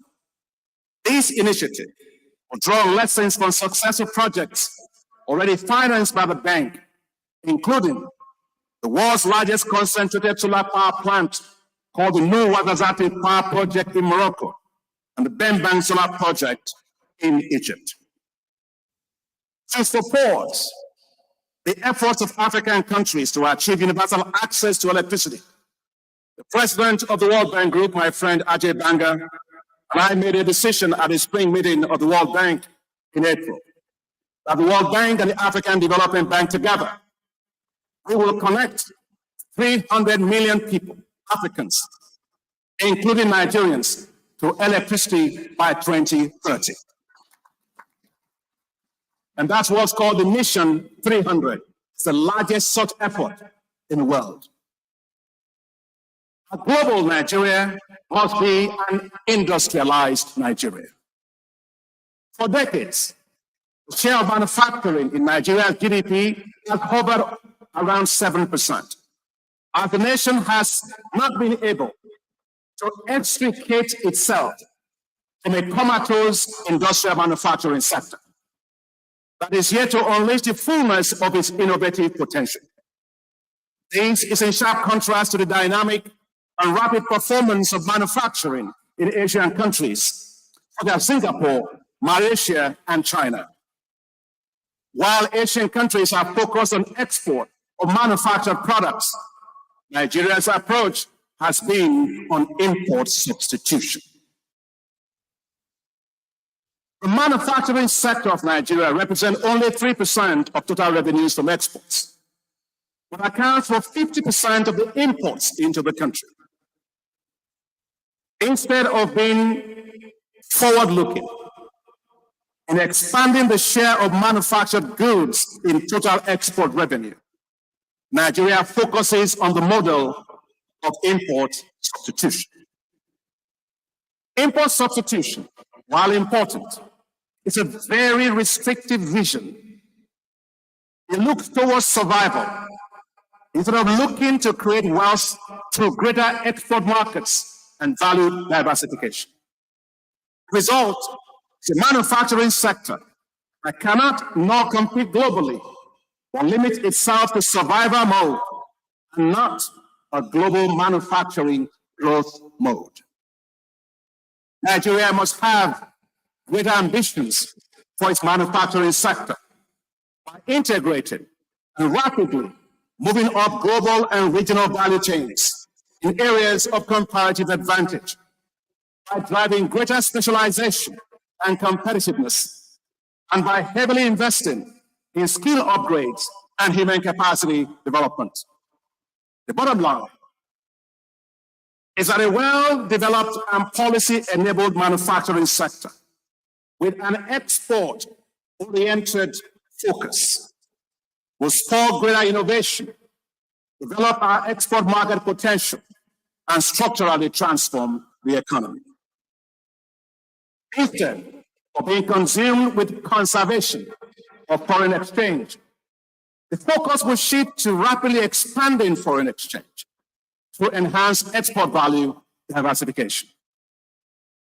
$20 billion Dangote refinery, the largest single train refinery in the world, with a capacity to produce 650,000 barrels of refined petroleum products per day, is nothing short of a technological marvel. And it tells you what Nigerians can do. I am proud of Aliko Dangote. I went there myself, and I said to myself, if a person can do this one in Nigeria, just imagine if we have so many of this in Nigeria, what we will be. This refinery will reduce Nigeria's dependence on others, secure national food supplies, reduce foreign exchange expenditure, lower fuel prices, and hopefully create millions of jobs in the country. Nigeria needs more industrial global launching pads like the Dangote refinery. As head of state, General Gowon's National Development Plan was a masterpiece.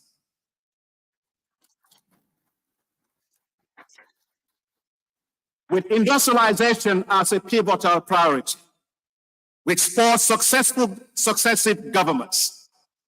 Beginning in the early 1970s, Nigeria instituted an industrial policy to support automobile assembly plants.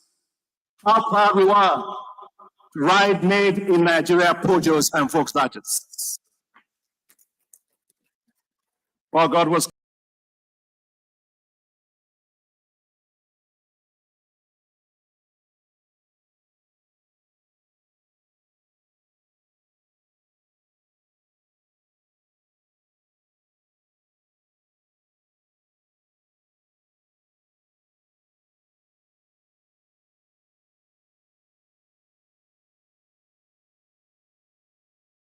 himself, and governors drove made in Nigeria vehicles. There was an initial surge in the assembly of cars with high local demand for locally made vehicles. Unfortunately, this was not sustained. If Nigeria has sustained this drive, it will have become the lead exporter of vehicles in Africa and to the rest of the world, exactly what South Africa has done and become today. Today, Nigeria prides itself as a demand center for vehicles made by others, wasting resources that it should put into building and supporting a strong local automotive industry. The emergence of Innocent Automobile, an indigenous Nigerian company based in Inewi, Anambra State, is to be highly applauded. I am proud of Innocent. Today, Innocent's fleet includes several options, including fuel and electric vehicles, and military-grade armored vehicles, which it now exports. I think you should clap for him. But if we make more than one company, it would take more than one company to build an industry. The advantages for a sound local automobile industry will be massive. Massive. Research, technology, and innovation. Highly skilled engineers and labor force. Small and medium-sized businesses supplying the automobile value chains. Savings from exports, imports, and so on. The size of its population and markets, Nigeria should pursue vigorously joint ventures to establish major auto manufacturing industries in this country. An industrialized Nigeria will be a wealthy and prosperous Nigeria. A nation that will inspire Nigeria to be all it can be is Korea. Korea does not import to consume.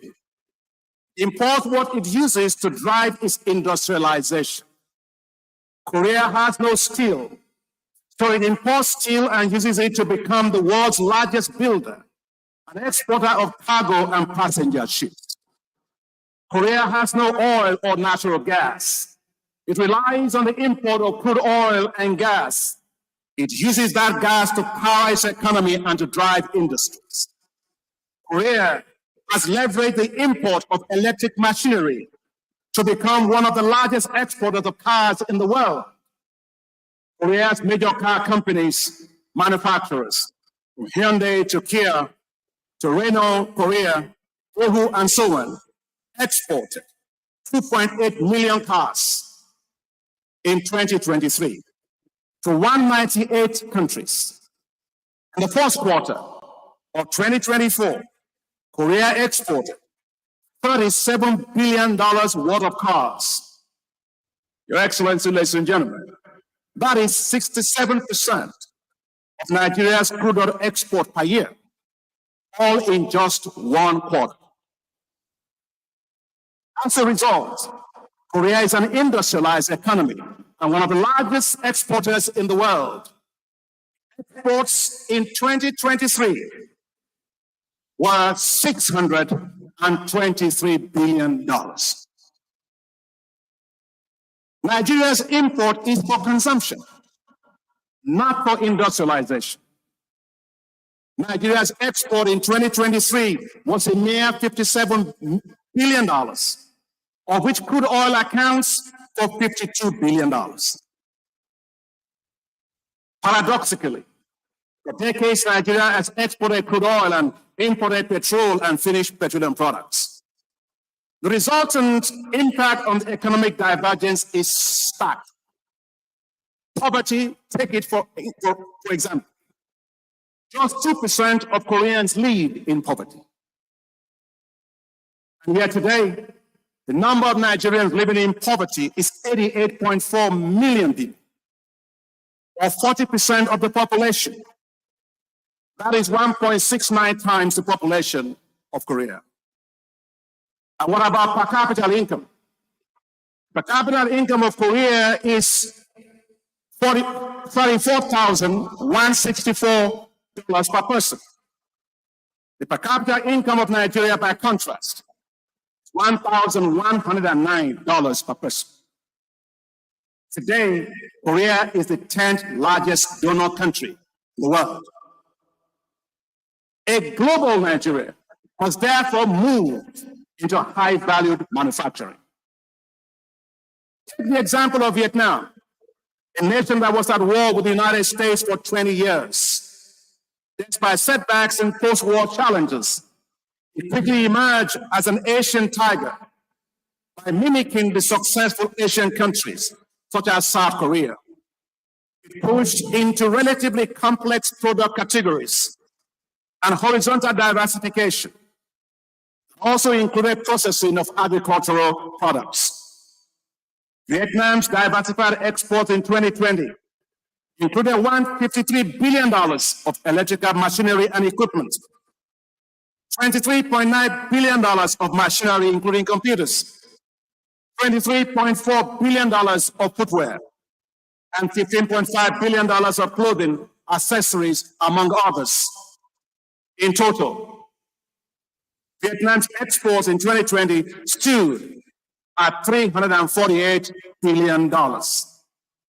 Malaysia achieved vertical diversification from an agricultural base of rubber and palm oil, which it got from here.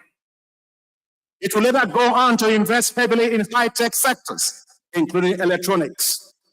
In 2020, its largest exports by value were in semiconductors, electrical integrated circuits, refined petroleum products, palm oil, vulcanized rubber and accessories, and solar power diodes. The value of Malaysia's export in 2020 derived from the following: electrical machinery and equipment, $88.6 billion. Mineral fuels, including oil, $25.5 billion. Machinery, including computers, $20.2 billion.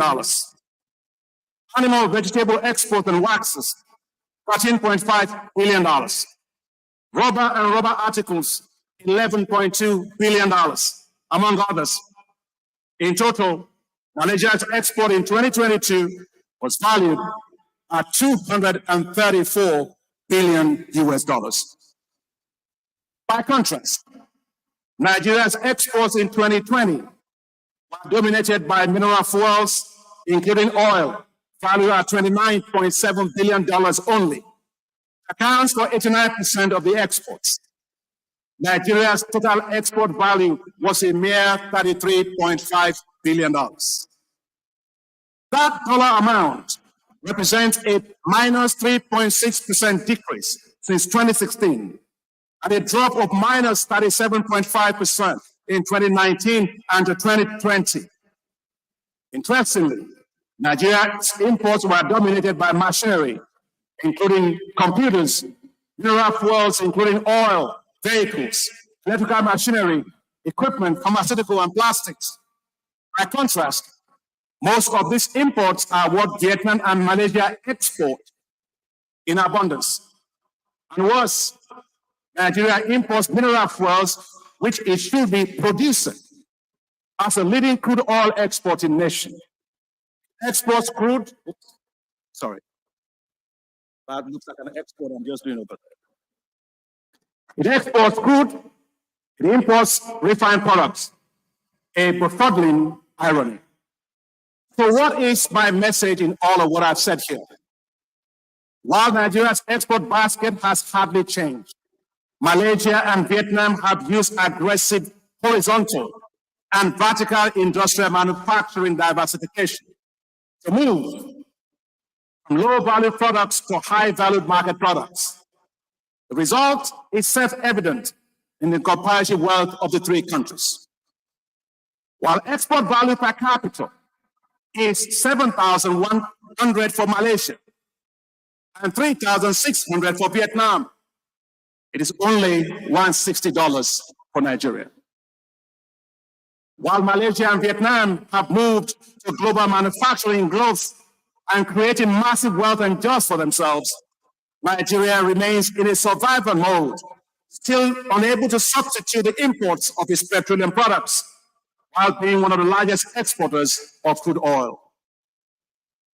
Nigeria has had good policies, templates and programs for industrialization and expanding industrial manufacturing for decades. Nigeria's first national development plan emphasized industrialization. There was a national economic empowerment development strategy made in the 1990s, and the Nigerian Industrial Revolution Plan, NIRP, in 2015. These were all good policies. But there is need to close the gap between policy ideas and implementation. Today, Your Excellencies, capacity utilization of factories covers around 40% compared to desired 70%. The reality, in view of the several challenges facing the industrial manufacturing sector, is that firms are moving to neighboring countries where there is greater macroeconomic stability, enabling environments, and a much easier ease of doing business. To be a manufacturer in Nigeria is not an easy business. You succeed not because of the ease of doing business, but by surmounting several constraints that limit industrial manufacturing. Your Excellencies, a global Nigeria must deliver a talent dividend. The rate and speed at which Nigerians are leaving the country, the so-called Japa syndrome, risks undermining Nigeria's economic drive for economic rejuvenation and positioning for global dominance. Nigeria's best talents, including doctors and nurses and lawyers and engineers, architects and computer programmers, artists and cultural entrepreneurs, sport athletes, and even bankers, are voting with their feet and leaving Nigeria in droves due to economic hardships, high unemployment, a corrosive rate of inflation that daily eats away the value of their assets, insecurity, and a palpable decline in their quality of life. PricewaterhouseCoopers estimates that the exodus of Nigerian talents will lead to a loss of close to $5 billion annually in this country. Yet, this is happening against the backdrop of rapid growth in artificial intelligence that holds enormous opportunities for shaping and transforming the world economy. In a recent analysis, PwC estimated that artificial intelligence will add $116 trillion to the global economy by 2030, and $316 billion annually, the economies of just 4 African countries, Nigeria, South Africa, Kenya, and Ghana by 2030. Nigeria is well poised to take advantage of this opportunity, with the nation being one of the leaders in the fintech industry, and companies such as Flutterwave, PalmPay, MTN Mobile Money, PiggyVest, ranking among the top 250 fintech companies globally. And I think we should clap for these young guys. Nigeria also has 5 out of the top 7 unicorn fintech companies in Africa. Just to be clear, for those that don't know what a unicorn is, that's when the capitalization of a company reaches $1 billion and above. When you have young Nigerians, 5 out of 7, with companies doing that, that tells you the potential that we have to take over the world. Today we have InterSuite, Flutterwave, Opay, and Andela demonstrating the ingenuity and the entrepreneurial capacity of Nigerians to lead, to innovate, and to dominate the competitive industry of the fintech. And that is why, Your Excellencies, the African Development Bank, along with partners, is investing $614 million in Nigeria in what is called an iGuys program. This bold initiative is designed to develop digital and creative enterprises, which will add $6 billion to Nigeria's GDP and create 6.4 million jobs. The African Development Bank is also supporting a center of excellence in computer coding in Nigeria as part of our larger effort in Africa to develop 130 other centers that will develop the next generation of computer coders for artificial intelligence-driven economy that is already here. However, the Japa syndrome risks unraveling Nigeria's capacities in these fields unless urgent actions are taken to stem the tide. In 2022, a survey by Tech Cabal says 47% of the tech professionals in Nigeria indicated a desire to leave the country by 2024. There is no doubt that this will seriously hamper Nigeria's technological capacity to innovate, its readiness index for the fourth industrial revolution, and its ability to move into higher-end industries, such as electronics, semiconductors, the development of appliances and machineries, and of course, space exploration. We must fix reasons for the massive exodus of Nigeria's young and innovative talent. This requires a stable macroeconomic environment, strong infrastructure, more attractive salaries, state-of-the-art facilities, and technology hubs, support innovation and entrepreneurship, enhance talent absorptive capacities by industries, and fiscal incentives. We must do this with our eyes fixated on what we can potentially be, not just in West Africa, not just in Africa, but in the world. We must decisively harness and turn Nigeria's demographic asset into a talent dividend. We must become a global Nigerian, brimming with talent, skills, and entrepreneurship capacity that is powered by clear and strong and consistent and sustainable government policies to become globally competitive, and to retain our young talents if we are to drive growth and competitiveness globally. I know many people may think that getting Nigerians out of here, I'm not against immigration. Don't get me wrong. But I don't believe that the future of Nigerians' youth or that of Africa's youth lies in Europe, America, China, or anywhere else.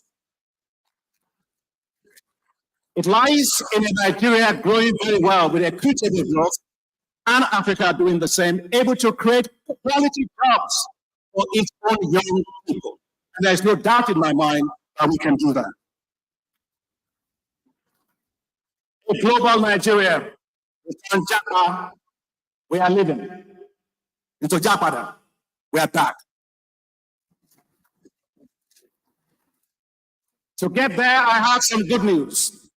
I'm delighted to announce here today that just 3 days ago, the African Development Bank's Board of Directors approved $100 million, the establishment of the Youth Entrepreneurship Investment Bank for Nigeria.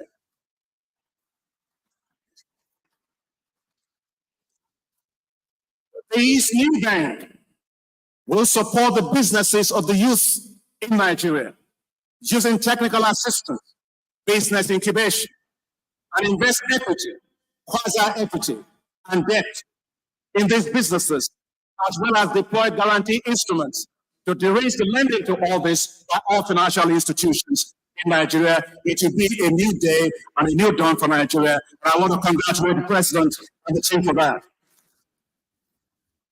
Minister Wale Edun has worked exceptionally hard with us on this, and Secretary to the federal government, please kindly thank him on my behalf. Your Excellencies, as I bring this to a close, while we have several challenges, the opportunities before us are immense. Our challenges are nothing more than hurdles that we can and we must surmount in our race to transform Nigeria from a developing nation to a developed and well-respected nation. The French poet and novelist Victor Hugo said, "Nothing is more powerful than an idea whose time has come." It is time for a global Nigeria.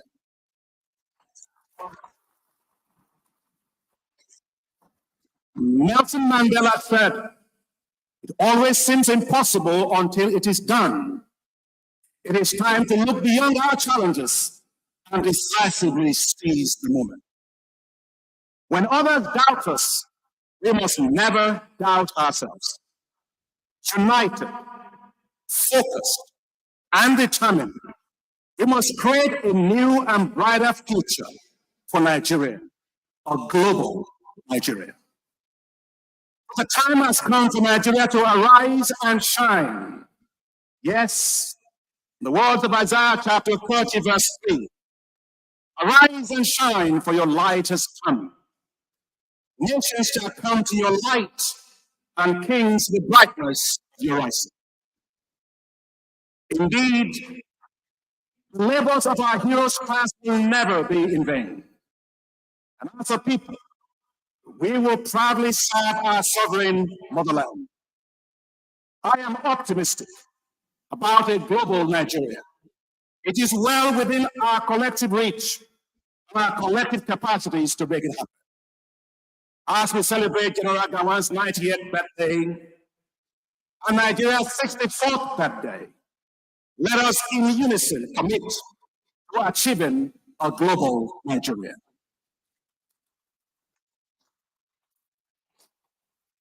Oh, our dear nation, Nigeria, as a nation born in hope, sustained by hope, destined for greatness, you will fulfill your promise. Through storms and raging winds, your anchor will hold firm, guiding us towards a glorious future. We will safeguard your light, no matter how it flickers, for your enduring flame will never be dim. God bless you all, our dear nation, our homeland, Nigeria. Let us go on, as Gowon says, with one Nigeria. Congratulations, and happy 90th birthday, General Yakubu Gowon. May God bless and continue to keep you.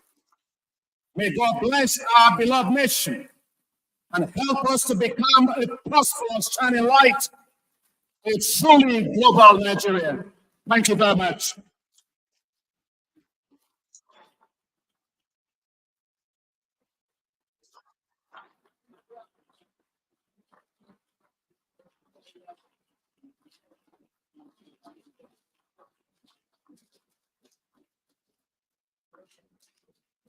Your Excellencies, please be seated.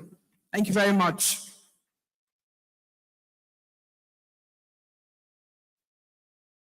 Today, we listened to a passionate Nigerian deliver the keynote of the 90th birthday anniversary lecture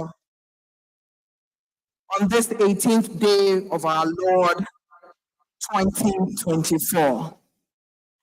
Because I am not perfect in doing what it takes to give a bookster, I call on our corpers in the house to do the honors. Let's go. Please go fast. I can't hear you.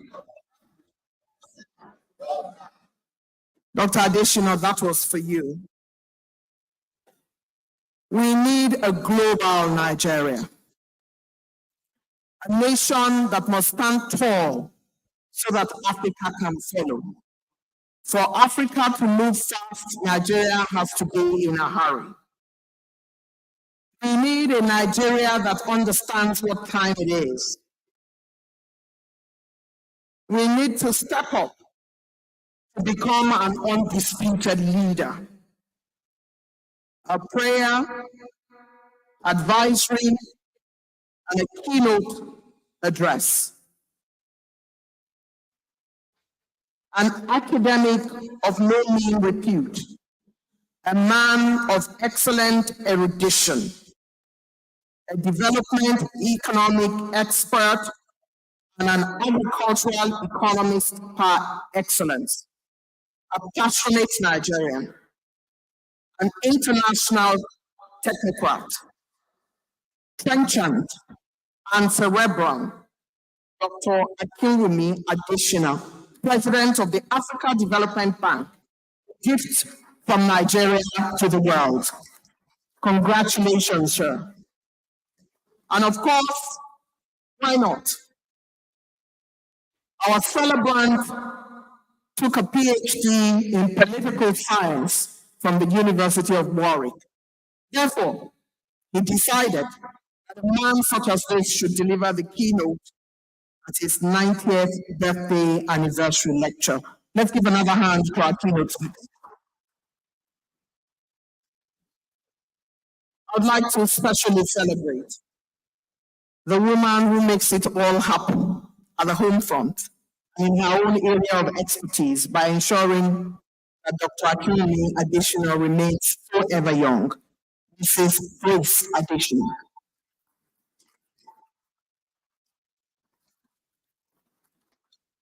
Thank you for giving him peace of mind to deliver this kind of powerful lecture. We thank you. And as we continue, we know we have a couple of goodwill messages that would come. I'd like, first of all, to place on record our chairman, planning committee, Professor Jerry Gowon, a leader par excellence, along with all other members of the planning committee. Wherever you are, please wave. And Professor Jerry Gowon is here behind me. Sir, you need to step up so that we can see you. I'm standing here. Please, sir. We need to see our planning committee members who have spent sleepless nights. Here is our chairperson, and here are other members behind me. Thanks, Dr.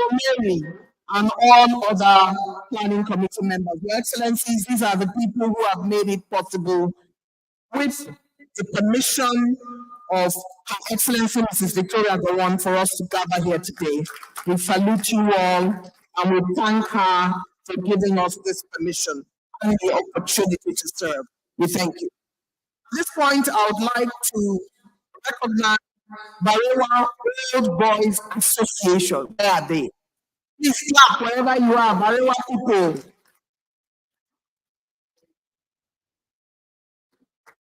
Serving and former permanent secretaries in the House, we thank you, sirs, for being here. We appreciate all of you. Dr. Umaru Mutila, a financial colossus, is in the House. Where are you, sir? We're very pleased to have you join us today. I'd like to welcome and Arewa Consultative Forum, Alhaji Bashir Dalhatu, Wazir in Dutse, former minister, chair, board of trustees. Where are you, sir?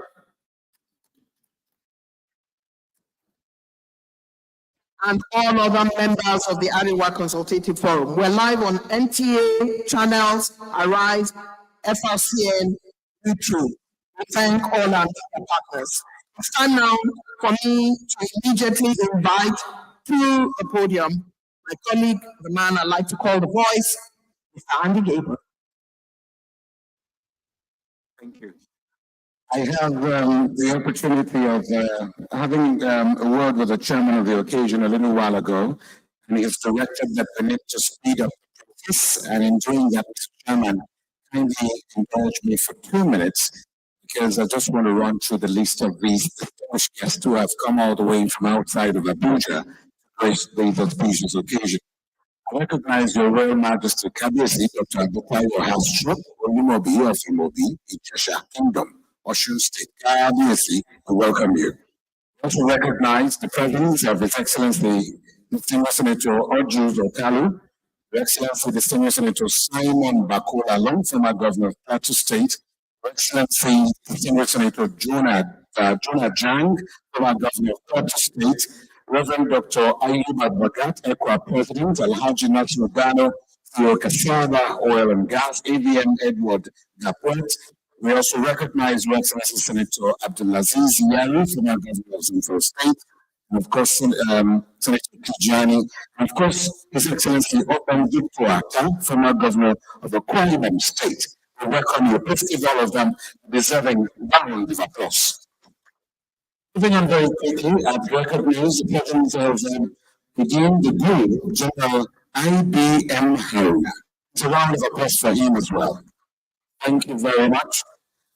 We're going to keep to the recognitions as I recognize the presence of Right Reverend Michael Akinwale, Archbishop of the Methodist Church, Abuja. We welcome you. Moving on very quickly, Your Excellencies, Mr. Chairman, ladies and gentlemen. I just want to bring to the stage two cultural troops for just 3 minutes each. The first is a cultural troop from the United States of Nigeria. The troop cultural troop, very rich, the attires and everything. And the second one will be the NYSC troop, Benue State cultural troop. Please let's have you very quickly. You have 3 minutes only. I don't want a situation where you come here and play more than 3 minutes. The Celestial don't take it personal. There's only one, there's a true man who doesn't have an accent, so you can't even place where he's from. Please put your hands together for the SGF, standing in for the President of the Federal Republic of Nigeria at this point. 3 minutes, and then followed by the NYSC cultural troop.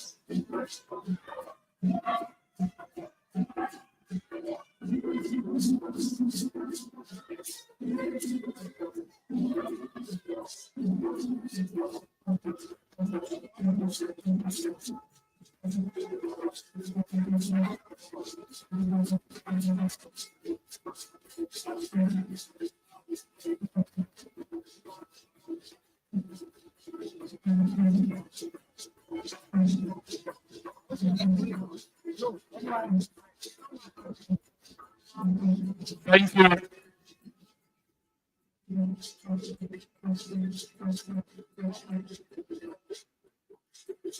So, pay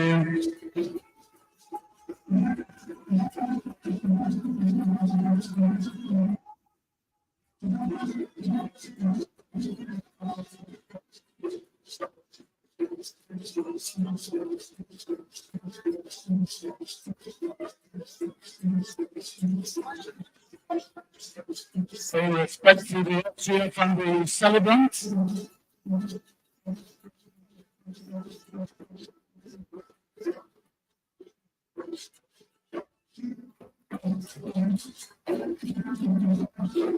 Thank you very much. Thank you. The NYC cultural trip is next. The one trip made up of graduates.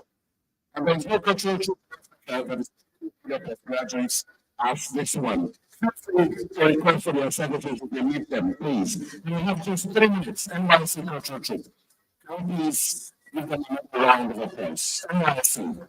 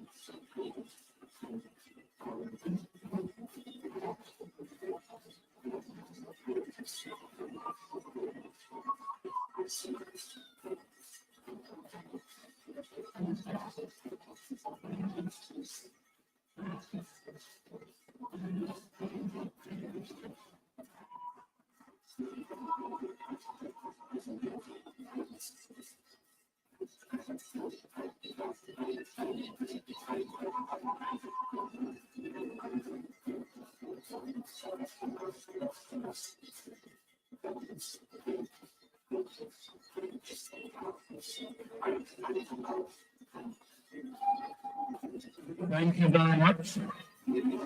Thank you.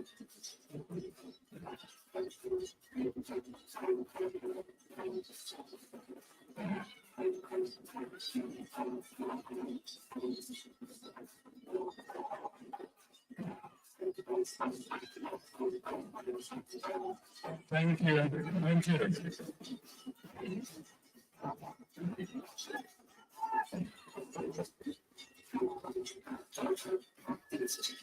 Thank you very much. Thank you.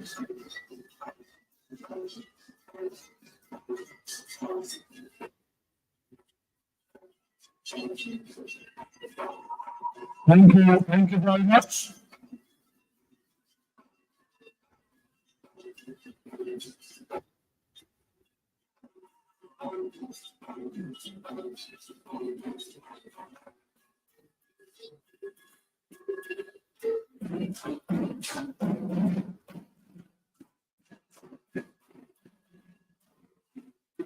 Thank you. Thank you very much. Just as we bring the performance to a close, I'd like to mention that whilst General Gowon was military governor of Benue, ran the Benue Council for Arts and Culture Reform. Please applaud him for us one more time. Engineer Baba Baba Galadima is here. We welcome you. The representative of the Emir of Katsina, Dr. Benue, we welcome you. Thank you for joining us. Thank you, Andy. And what a nation we have where you see Nigerians at any airport, you know they are the ones. We have a particular personal swag to us that makes us Nigerians. It's beautiful to watch. Our clothes, our culture, our food, one in town every time. A round of applause for Nigeria as a nation.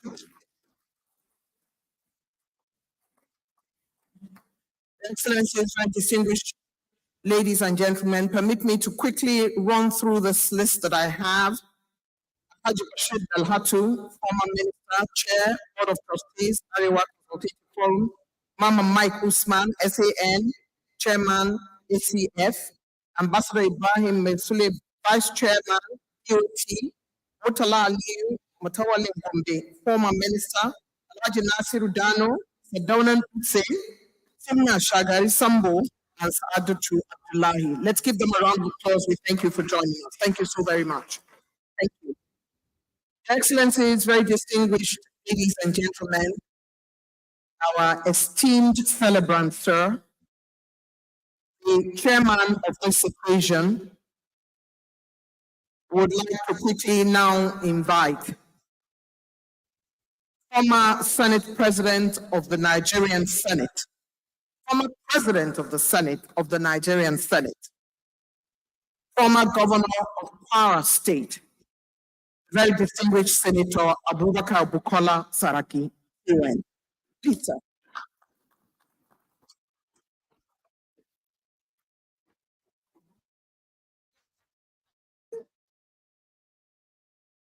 Thank you very much. Your Excellency, our father, Celebrant, former head of state, Yakubu Gowon, my mother, former First Lady, former President, Presidential Ambassador, the chairman of the occasion, Your Eminence the Bucket III, our guest speaker, his lovely wife, President of the ECOWAS Commission here, Excellency Vice President Sambo, our father's president, let me stand as it gives me personally a great honor for me to be here, to be invited to make a goodwill message, part of the celebration of our great father. I remember for me, in those many years ago, as a young boy, who my only closeness to the Celebrant been invited to children's party in the Dam Barracks many years ago, and I was so much younger in shorts and shirts. To have this occasion here to celebrate you, what you have done for this great country, I congratulate you, sir. I congratulate you. We thank the Almighty God for protecting you. We of our generation continue to be indebted to you for your wisdom, courage, and your commitment to the united Nigeria and oneness of this country. It is our foundation that you laid that's made it possible for this country to be able to stay together at this trying times. As President Obasanjo said, it is not your celebration. It's a celebration of our great nation for a great man, what you've been able to do. We continue to believe and live by what you left behind and what you continue as president of this country to do our best. As the great speaker said, and make Nigeria as great as it should be. But today is for us to celebrate you. Thank you, sir, for what you've done for this country. Thank you for the sacrifice you made for this country. And thank you for the humility that you've done and you've had for this country. But as you look so young, you need to tell us what it is that you can continue. As part of the thing we're going to export, maybe something export from Plateau to the world. But more importantly, let me thank our mother who brought grace and finesse and style way back in those days. Kind of Christmas parties and parties used to have, end of year parties. We are still looking as graceful as ever. I thank God for your lives. Thank you so much. We thank you on behalf of our generation for what you've done for this country. God bless. Congratulations.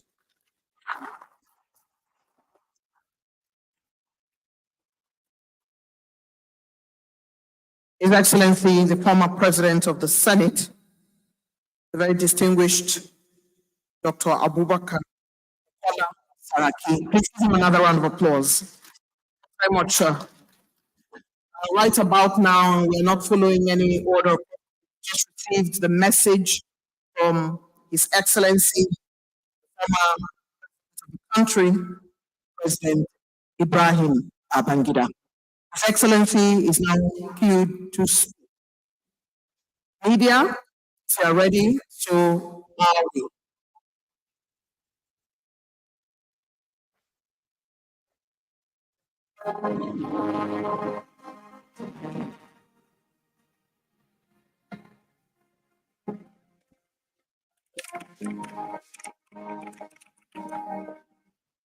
Well, first of all, to pray for him and to say that he is the best example of what we used to say, old soldier never die. So I will continue to pray for him because I've always considered myself part of this. I have lived with his brothers very closely. I worked with some of his brothers.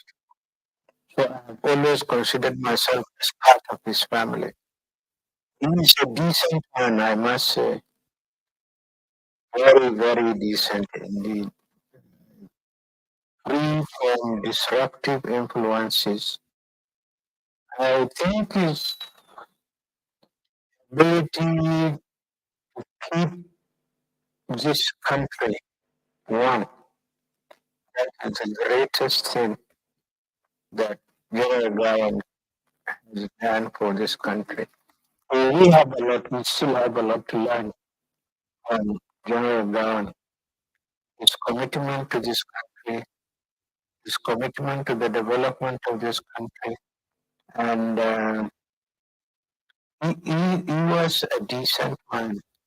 And I will advise the younger generation to study General Gowon and read about him, read about his life, and so on. And maybe you can start building it from there. He handled the affairs of this country at a reasonably young age.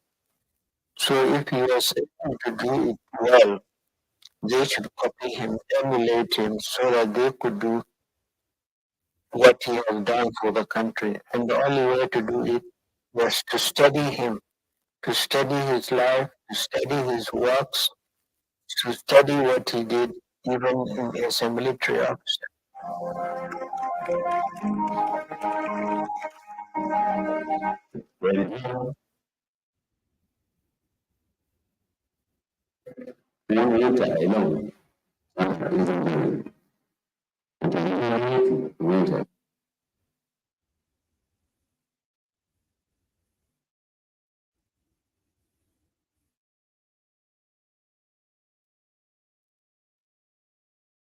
Your Excellencies, members of the High Table, we apologize for that. We would be bringing back President Goodluck Jonathan any moment now, and we'll be asking media to please stay tuned because we do have a message from him. Mr. Chairman, apologies for that. It will be coming. At this point in time, I'd like to quickly invite to the podium His Excellency, former Governor of Bauchi State, Governor Ahmed Muazu.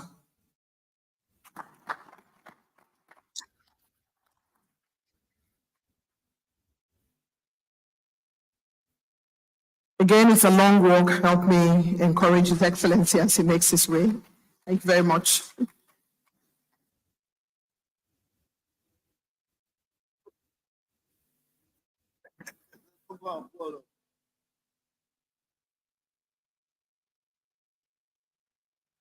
Thank you very much. Please come through. Watch your head.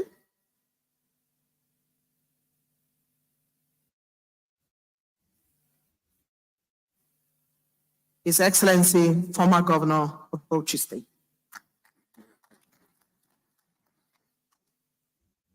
Your Excellency, our father, my father, our leader and leader of modern Nigeria, the celebrant, General Dr. Yakubu Gowon, and his very loyal, committed, and adorable wife, our mama, the new title of Lieutenant General Fitzgerald.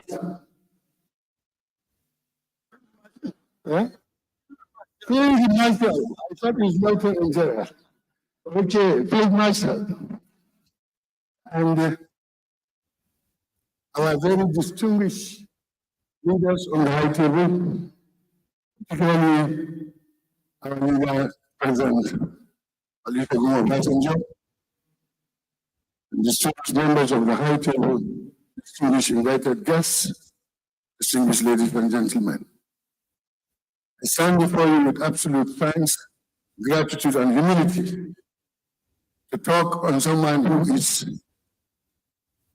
definitely a father to me and a father to most of us here. Indeed, we are celebrating in a big way this year. To celebrate his 90th birthday, it gives me a great pleasure.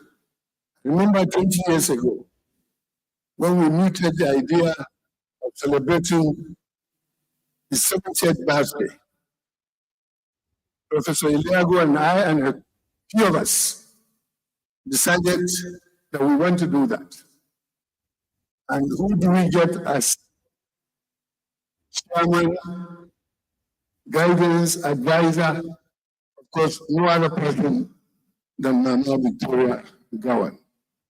We consulted her, we begged her, and she agreed that she should be celebrated, and we also agreed that it should be moved. General Gowon and end of his executive officials should not know. And as a result of that, we kept it a very close heart secret to our hearts. And Madame was exceptionally cooperative with us, gave us all the guidance, gave us all that we needed, and we did a very successful.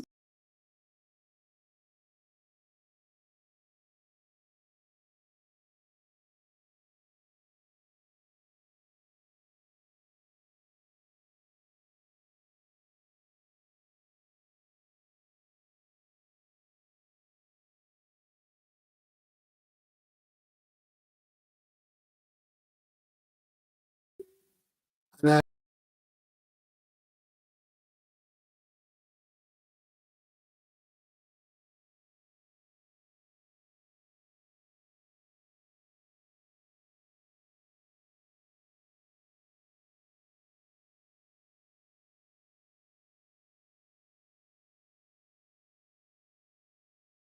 your secondary school. And here I am with a bald head. Here am I, one-time governor. Here am I with more gray hair than anything. It tells you a lot. For you being what you are, you thank God. Because you are the embodiment of everything that is good. You are an excellent human being. You are an embodiment of humanity, embodiment of leadership, embodiment of patriotism for one Nigerian, embodiment for everything that stands good for us and for the future of this country. I will tell you one little story before I go, as little I am. When I was conversing with General Gowon one day, he told me that it's a landline in his office called hotline. Very selected few people had it. One of the people that had it was the governor of Central Bank. And he called him, kept on ringing, so he picked it up. I think, if I remember, his name was Clement. He said to me, the man said, I want to see you, sir. He said, what for? He said, Nigeria has too much money. Now, why I'm telling you this, if only we continued where he stopped, we won't be borrowing. We won't be where we are. Now, for those of you who aspire to be leaders, I beg you to do the best you can to ensure that you sacrifice yourself to do what is best for the people you govern. Your Excellency, on behalf of myself, my family, and those that stand with me, may the Almighty God, in His infinite mercy, continue to let you grow from strength to strength. May He allow us, as He did 20 years ago, to celebrate 90 years today, 90th birthday. I pray that by the grace of the Almighty Allah, we will gather here to celebrate your 100th birthday. Thank you. God bless you. And God continue to be with you, sir. Thank you very much. Would like to make it very businesslike with the rest of the goodwills that will be coming. Very quickly, I'd like to recognize Senator Gia. Thank you, distinguished Senator Gia. Thank you for coming. Bob Marley once said, the biggest man I ever saw was when he was a boy, unquote. When we were kids and we hear of these great men that have served this country meritoriously, we never ever believed we'll ever stand close to them. And here we are. So please salute God for these noble men and women. Please give them a round of applause. Thank you very much. And so moving on very quickly, the next goodwill is coming from a man who is known for saying, and I quote, my ambition is not worth the blood of any Nigerian. Please let's welcome on tape, President Goodluck Jonathan, GCFR.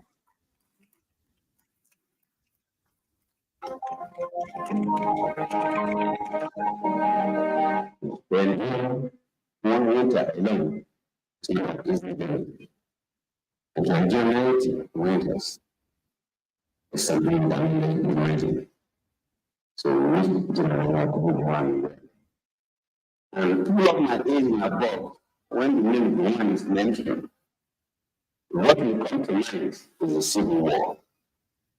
Then it was in primary school, to primary five. So He was a very young officer, military officer. In his early 30s, he took his time. And that is, he lost Nigeria to the civil war. It is when we really have challenges, when we leave a country or a group of people during challenges, it is when you want to be leader. I want to clearly that his vision and focus was the unity of Nigeria. The vision and focus was the peace of this country. We demonstrated that very, very clearly. And that is why, even after dropping the rifle and violence, we took the Holy Book, the Bible, and we continue to advocate the unity of Nigeria and the peace of Nigeria through his NGO, Nigerian. So if you is a man that totally committed to peace, that is why they say we want to see a peaceful man. And for me, that I see that he wants the best for his people, he feels the pains of his people, and is committed to do what is right for his people. I can describe him as a peace ambassador at excellence. On today, so many people say so many things about Gowon. As a primary school people, when Gowon was head of state, I never imagined myself and Gowon would sit together to have a conversation. When we council state meeting, I listened to him, I'm proud to him, and I learned a lot from him. This inspires to do what we continue to do. Congratulations, Your Excellency, General Yakubu Gowon.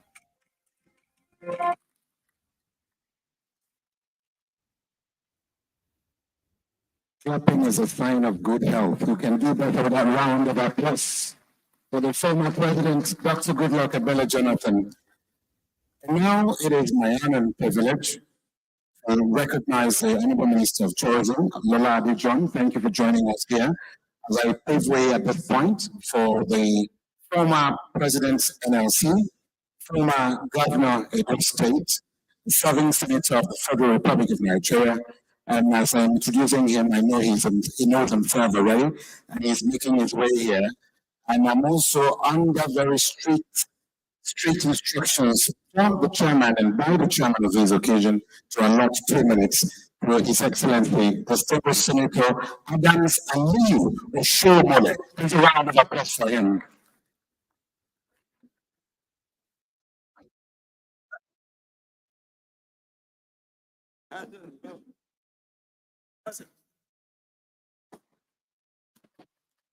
Your Excellency, our father, the father of United Nigeria, General Yakubu Gowon, and of course, our mother who has nursed you up to 90, and she will continue to nurse you, Field Marshal Victoria Gowon. We've been advised not to repeat protocols, but you will understand why I cannot but mention the former President Olusegun Kikeola Aremu Obasanjo. Because if I don't do that, the former president will think that Oshogbo is planning to go on strike. Yes, sir. For me, it's a mixed feeling. I told the guy when he told me about going to say something, I said, first, this podium is not designed for people like me. Because those who are there can't even see me. And I said, what will I say on the occasion of our father's birthday, looking at the people around? I was in a small village that is not on Nigerian map. And I listened, not to radio, but those who listen tell us under the tree that the head of state, General Yakubu Gowon, is going to make a speech, usually on first day of January. There will be budget, which are also effectively decreed into law. I will ask, is there any provision for salary increase and stuff like that? And the voice that I recollect is still the same voice of our father at night. Like the bishop said, or Cardinal said, only very few people, exceptionally blessed by God, will attain 90 without walking stick and even sitting with their life. So your reward is not just in heaven for what you have done for our great country. God has already blessed you with longevity, good health, and peace of mind with your family. When I was a worker, and I think on this occasion, I must thank you on behalf of those who were workers then. We were beneficiaries of Udoji Award. When you said, you cannot accept that public sector worker will be so underpaid that the only way they can ride the car is to steal. So you not only adjusted wages, you paid 1 year arrears.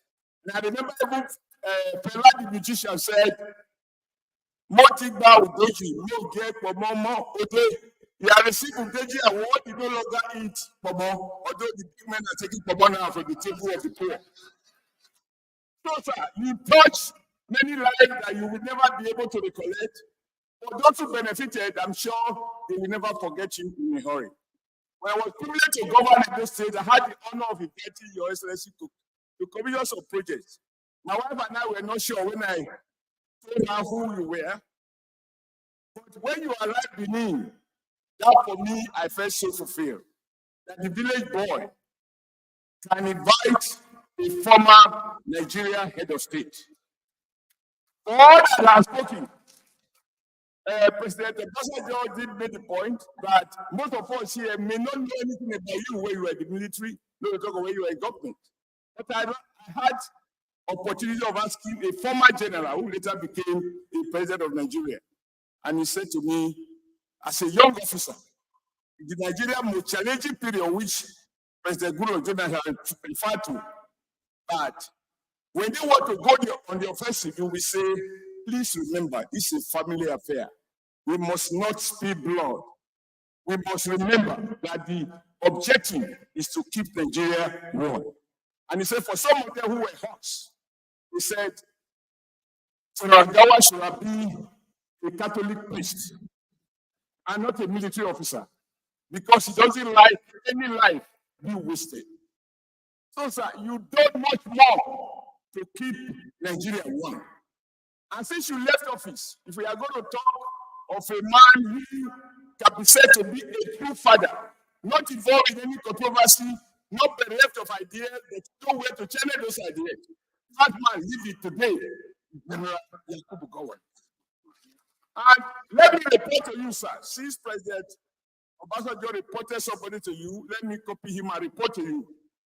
And even the NYSC is under threat. That vision that people must be posted outside their state of origin is almost being lost. And I believe that on this occasion, the mandate of NYSC will be obliged to revisit that law that set up, in my view, the most important legacy project of your governance. And lastly, to the guest speaker, you are extremely eloquent, brilliant, and a true son of Africa. The only thing I found missing is that the ideological underpinning, which has led us to where we are, you escaped it. It was revisited. How did Volkswagen relocated out of Nigeria? How did Pujo Automobile relocated out of Nigeria? How did Michelin relocated out of Nigeria? How did Goodwill relocated out of Nigeria? And here Nigeria become their key marketplace. That is arising, in my view, from reckless submission to Western commitment to free market. The market cannot be there if you only buy and you don't have anything to sell. We have the wisdom to have a balanced ideological foundation for the sustainable growth and development of Nigeria. You deserve celebration. May God bless you, bless your life, bless all of all that you have. You have touched one way or the other. And I'm very proud to say that I'm a Nigerian. And General Gowon was once our military head of state. God bless you.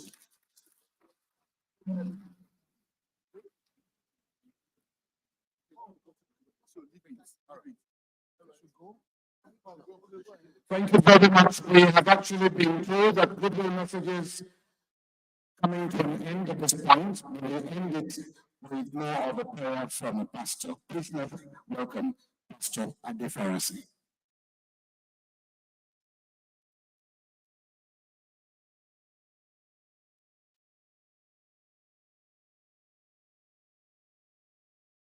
Please, Pastor Adefarasi is on tape. Can we have that very quickly? 2 minutes and we're done with that. Thank you very much.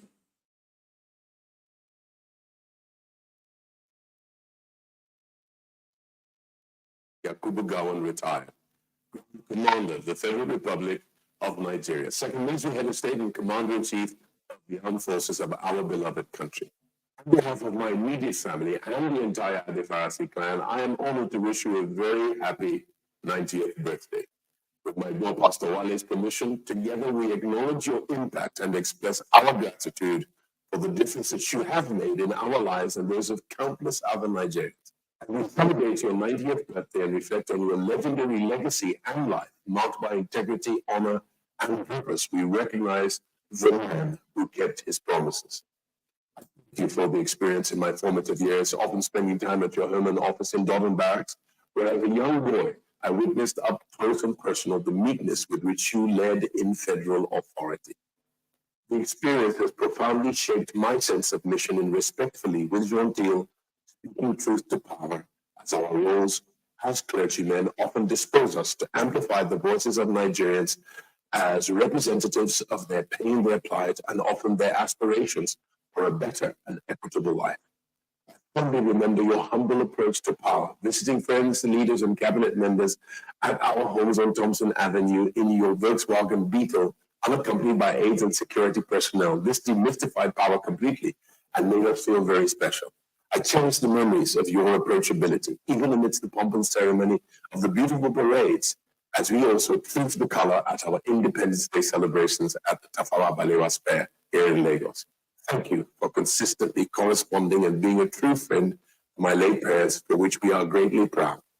Dear Uncle Jack, your tenure as head of state brought peace, delivered prosperity, and brought progress to Nigeria. You assembled a team of some of the most brilliant minds our country had, the super permsex, and led them amongst others with vision and wisdom as a listening leader. Your endeavors in reconciliation, national reconstruction, and rehabilitation in the aftermath of the Civil War were truly instrumental in healing our nation. I cherish the memory of serving Your Excellency and my dear Auntie Victoria in the prestigious stewardship role of ring bearer at your wedding. I still feel very honored to have been part of such a significant moment, bearing the tokens of your matrimonial union, which has endured through thick and thin, through civil war and national unity, these many 55 years. Your Excellency, your calm and steady hand has guided us through many challenges. Nigeria is grateful for you and hopes to benefit from your wisdom for many years to come. May God Almighty bless you, your precious wife, Auntie Victoria, your children, your grandchildren, and the entire Gowon clan. May the mighty hand of the Almighty God rest upon you with grace and peace always. And may He give you all of your heart's desire for your generations to come. This is Paul of the Adefarasi family.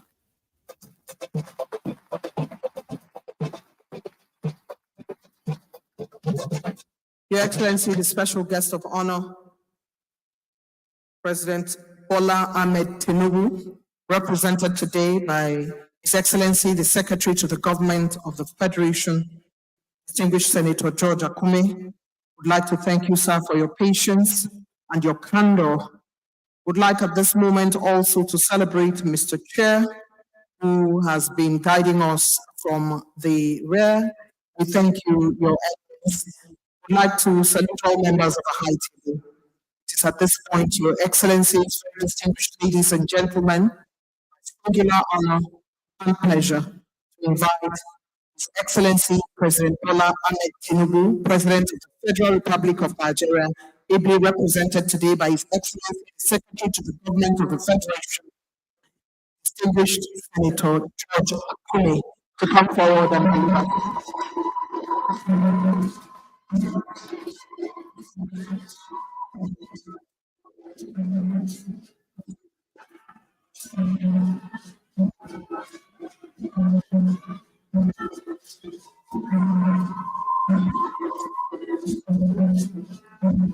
Thank you.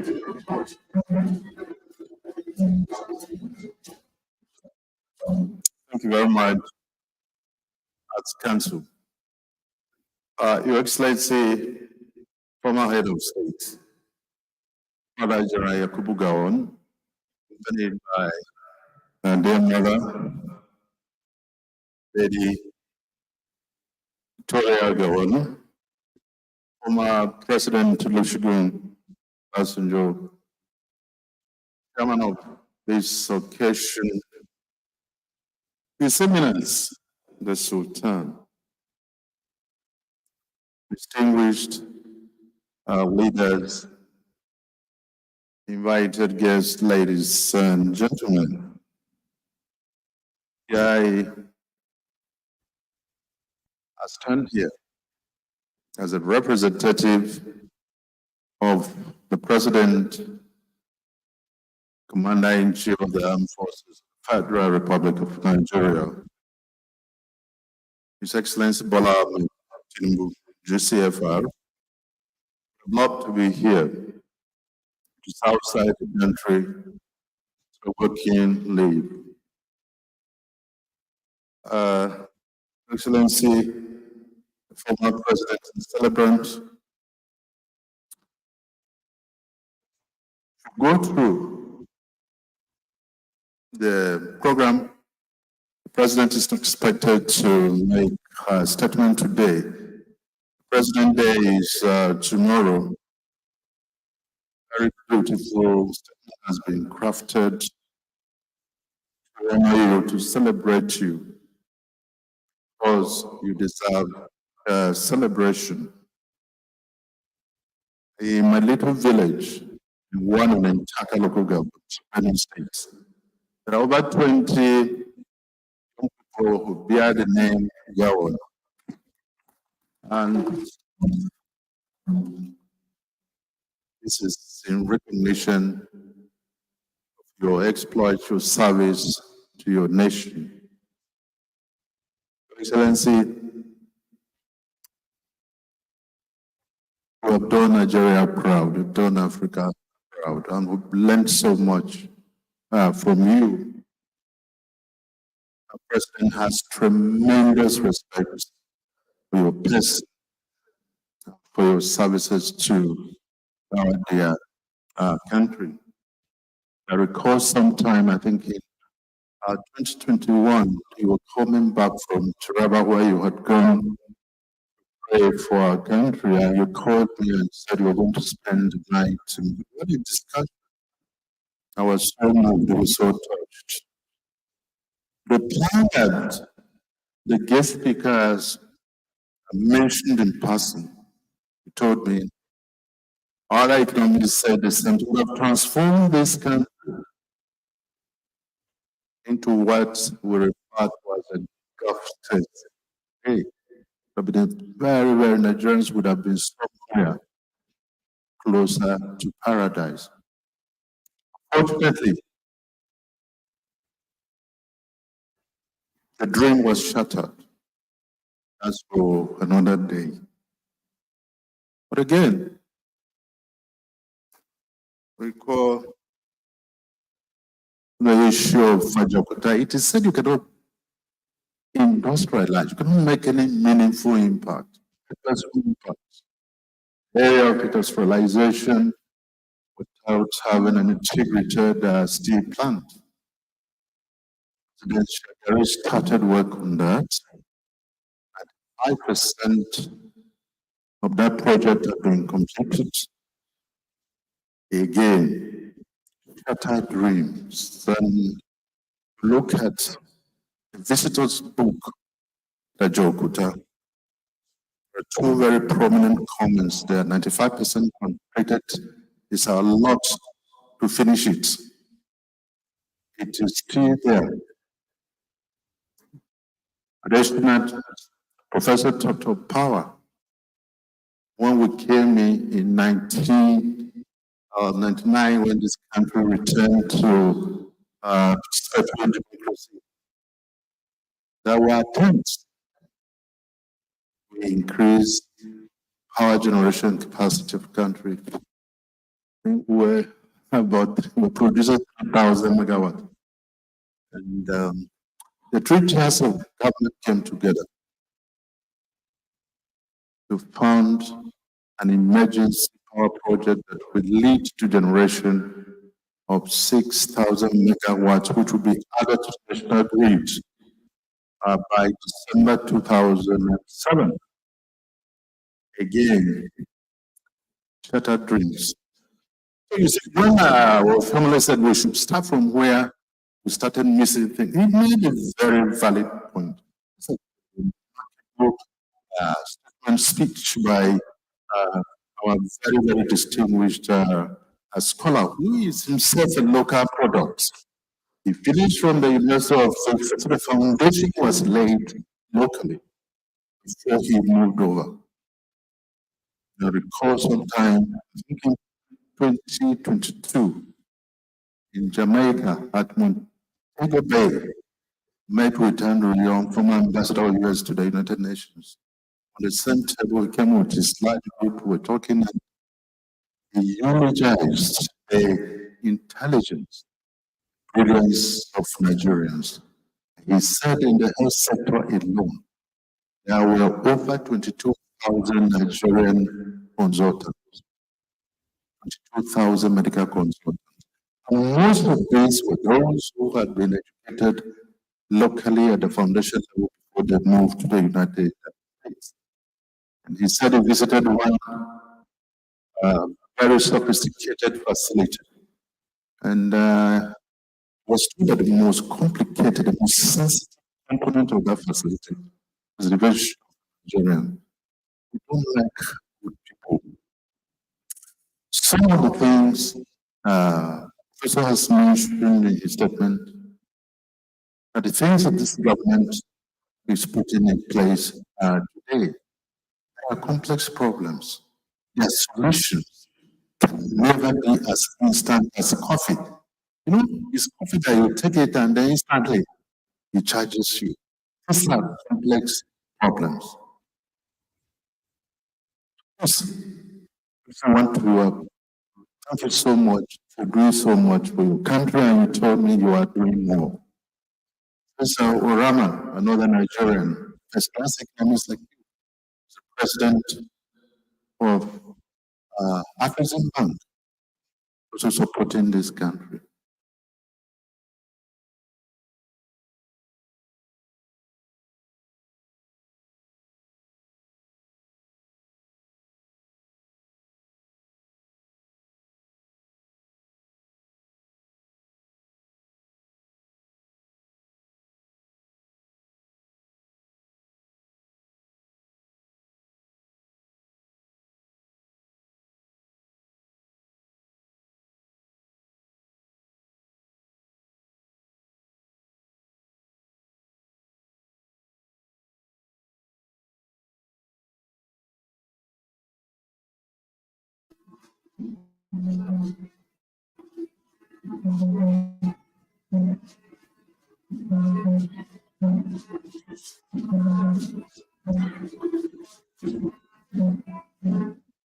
Sulechi Sewese, Your Excellency, the representative of the President of the Federal Republic of Nigeria, Excellency, Secretary to the Government of the Federation, in those profound words delivered on behalf of His Excellency, Mr. President. Please give him another round of applause.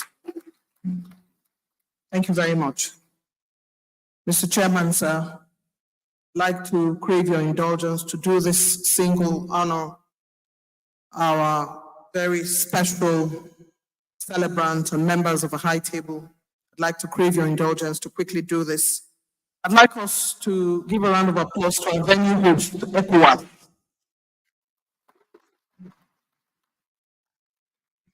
Thank you very much for showing up and showing out for this event. Here, sir, is the National Planning Committee 90th birthday celebration. As I had already introduced our chair, Professor Jerry Gana, Professor Suleiman Bogoro, secretary. Professor Bogoro is in the house. General Martin Luther Aguai, former CDS. We greet you, sir. Thank you very much, sir, for all you do. General Ishaya Bamei, thank you, sir. Air Marshal Isaac Alpha, Mr. Ibrahim Gowon, Professor Daniel Lambi, Governor Boni Haruna, Governor Adamu Muazu, Professor Ambassador Abdul Shehu, Dr. Dauda Gowon, Prince Azu Ezibe, Barrister Humphrey Abba, Right Honorable Margaret Ichen, Major General James Ataguba, Dame Mrs. Loretta Laraba Malam, Dr. Oke Akubundu, Honorable Labaran Mako, Dr. White Omeri, Prince BC Olatilo, Dr.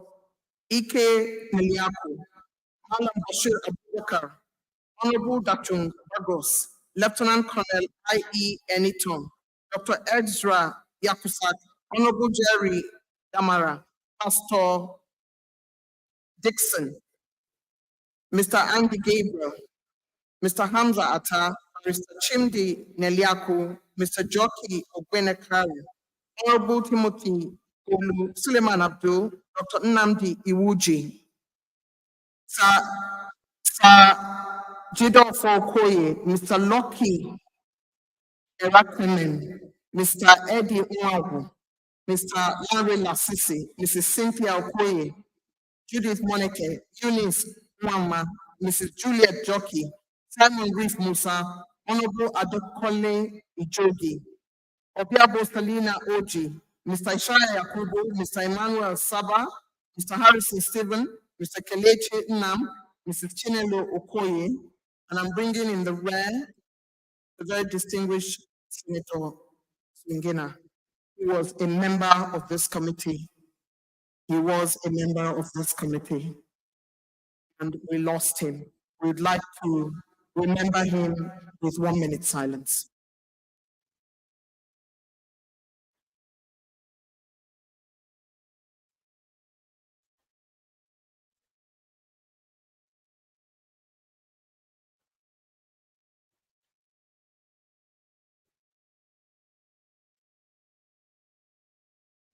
May his soul rest in peace. And I happen to be lucky to be on this committee. Please, let's give a round of applause to all committee members. Thank you very much. Andy? I mentioned your name. I mentioned Andy Gabriel. Thank you very much, sir. Thank you.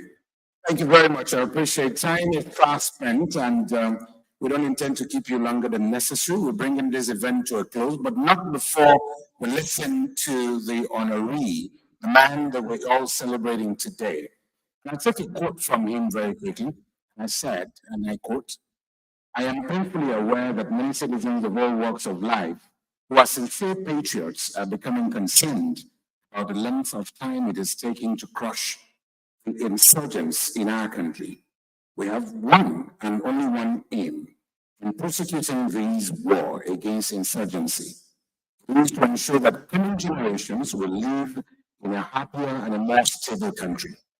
Others accept our present difficulties as a prize we have been called upon to pay in order to ensure a peaceful and a prosperous future for Nigerians and Nigerians yet unborn." Unquote. And the same man who says, "Let us go on with one Nigeria." Great unifier, distinguished ladies and gentlemen, the bring to the podium for his response, our father, the father of modern Nigeria, His Excellency, General Dr. Yakubu Gowon, GCFR. Please a standing ovation for him. You do.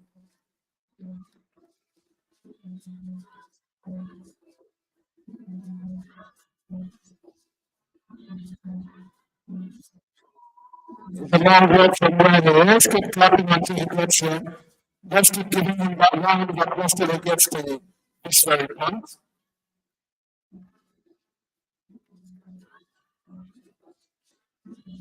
Whilst he's making his way here, former governor of Kano State, Your Excellency Governor Ibrahim Shakari, please be on standby. Then Professor A.M. Fasanya, be on standby for the closing prayers.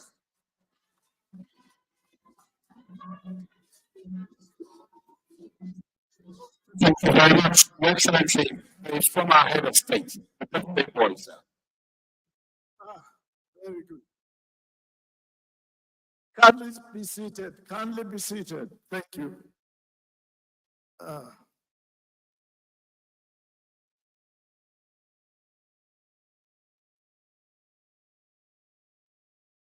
Very nice. It is always correct to recognize the chairman first before anyone else, no matter how humble.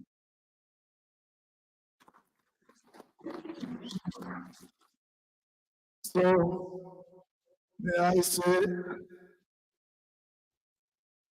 Your Royal Highness or Your Eminence, Al-Haji Dr. Muhammadu Saad, no, Saad, don't you worry, I know. Saad Abubakar the third. Now you say he is the third. I know the first. And that first was a special man who ensured that we must have peace after the first insurrection in this country. He came, plead for peace, so that there is no reaction. I wonder what would have happened if things have gone differently. But for that man, when General Gowon invited him to come to Lagos after what happened on January the 15th, and what he did, honestly, certainly saved the country from totally breaking up at that time. So I give him that respect. And his son, well, he also became a soldier. And a very good, was it Colonel? Well, don't you worry.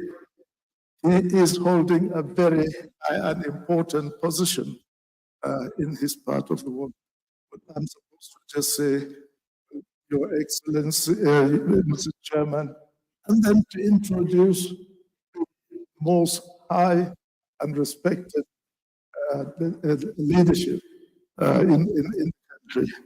And of course, here is where, we say, we recognize the president, the president of this country now being represented by Senator George Akume, the Secretary to the Government, and then President of the Senate, beg your pardon. And then I think I must recognize, I think there is somebody who always follows me behind. It's called Aremu.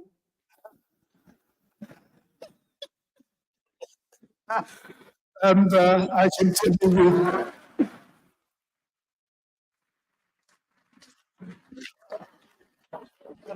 yes, from our first meeting in 1958 at Hyde.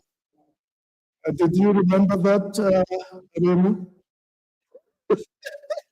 He was on a course. I was also on a course, but of course I was a senior one, and he had to bail me out. When at the end of the week, when we've had our dinner and had our wine, etc., you've got to pay your bill. And of course, I had arrived. I haven't got my Oyster code rate, so I haven't got much what I could pay with.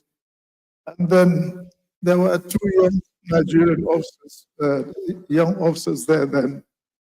And I think Shotomi was one of them. And of course, don't you worry, he's Obasanjo there, Obasanjo. And of course, I had to ask them if they have any money that I can be able to use to pay for my mess bill. And of course, the first one showed to me a very interesting young man. Well said he couldn't make it. He hasn't got anything to to give. So I asked Obasanjo then, and of course he was able to give me, I think it was about £7 then, 7 British pounds then. And so I paid my bill. When my escort, of course, came later, I gave it to him. So I took interest in him since then. And to make sure that the family, when he comes back back to Nigeria, he should really always try to do the right thing. And yes, so when he came back and he said he wanted to do engineering, I was advising him engineering. There isn't very much opportunity to go right up. You only consider the infantry officers as people that might probably go right up to generalship. So I told him, why don't you go infantry, and then you can get on faster.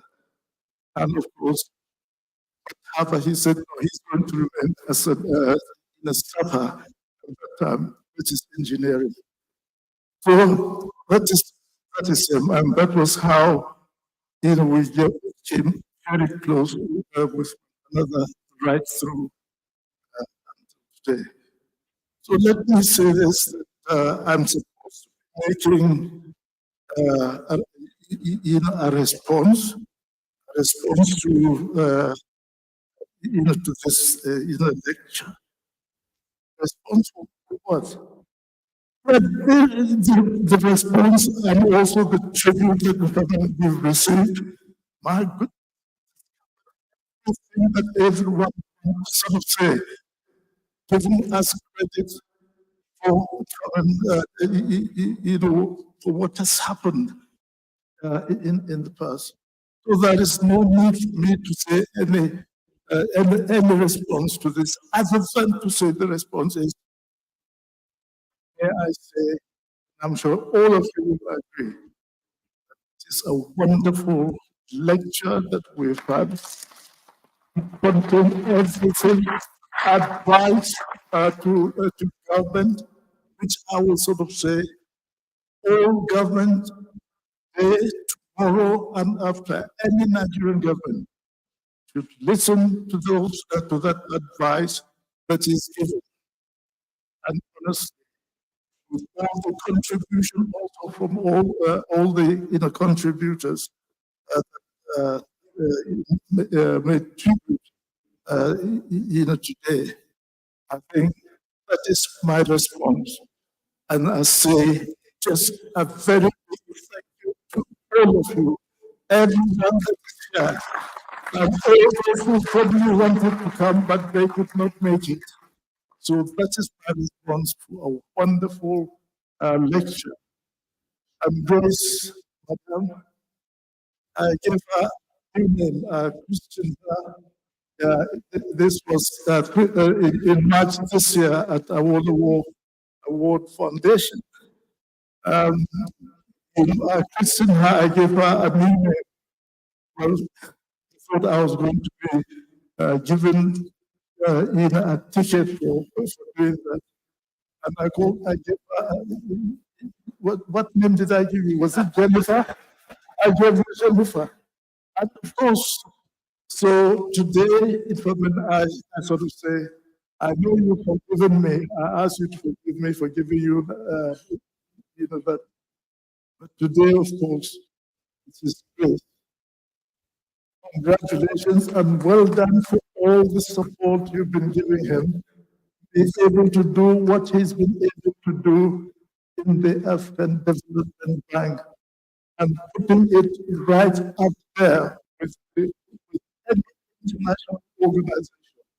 And my goodness gracious me, the way he is defending the interests of Africa and doing all he could for Africa.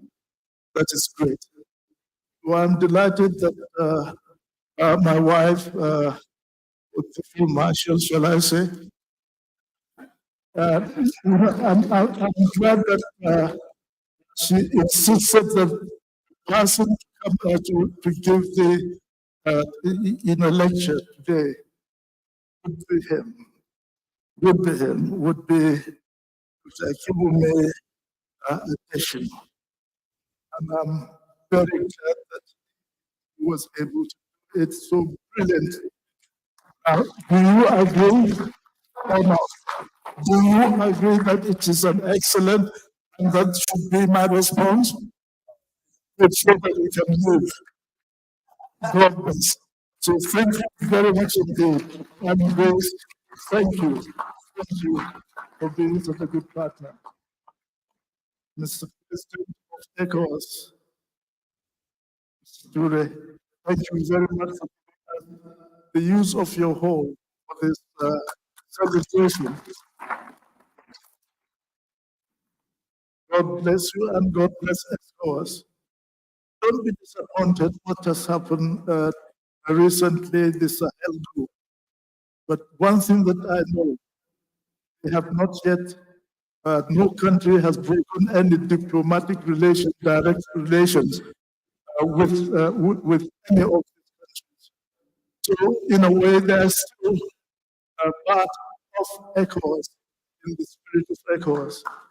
So continue to relate with them and bring them together for the sake of our region that is doing so well, which I know you are also helping very much indeed. So thank you all very much indeed. Thank you all for celebrating my 90th birthday. Now, may I also wish each and every one of you your happy birthday and future 90th birthday.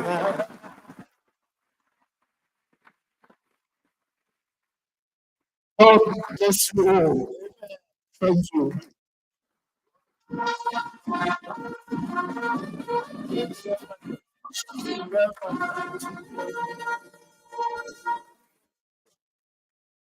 While standing, can we please give Dr. Mother a round of applause? Soft-spoken, icon, leader, and of course, quintessential peace setter. Please, a round of applause for His Excellency General Dr. Yakubu Gowon, GCFR.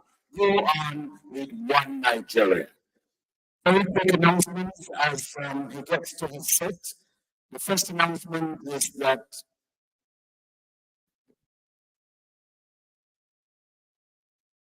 I'm imagining that you want him to get to his seat before you take your seats. That is patriotism. That is act of respect for an elder statesman. Please, another round of applause for General Dr. Yakubu Gowon. And in the military, please be seated. In the military, when a man is a general, his wife is the field marshal. While we celebrating the general, please can we also salute the field marshal, since Yakubu Gowon, CFR, with a round of applause. Thank you very much.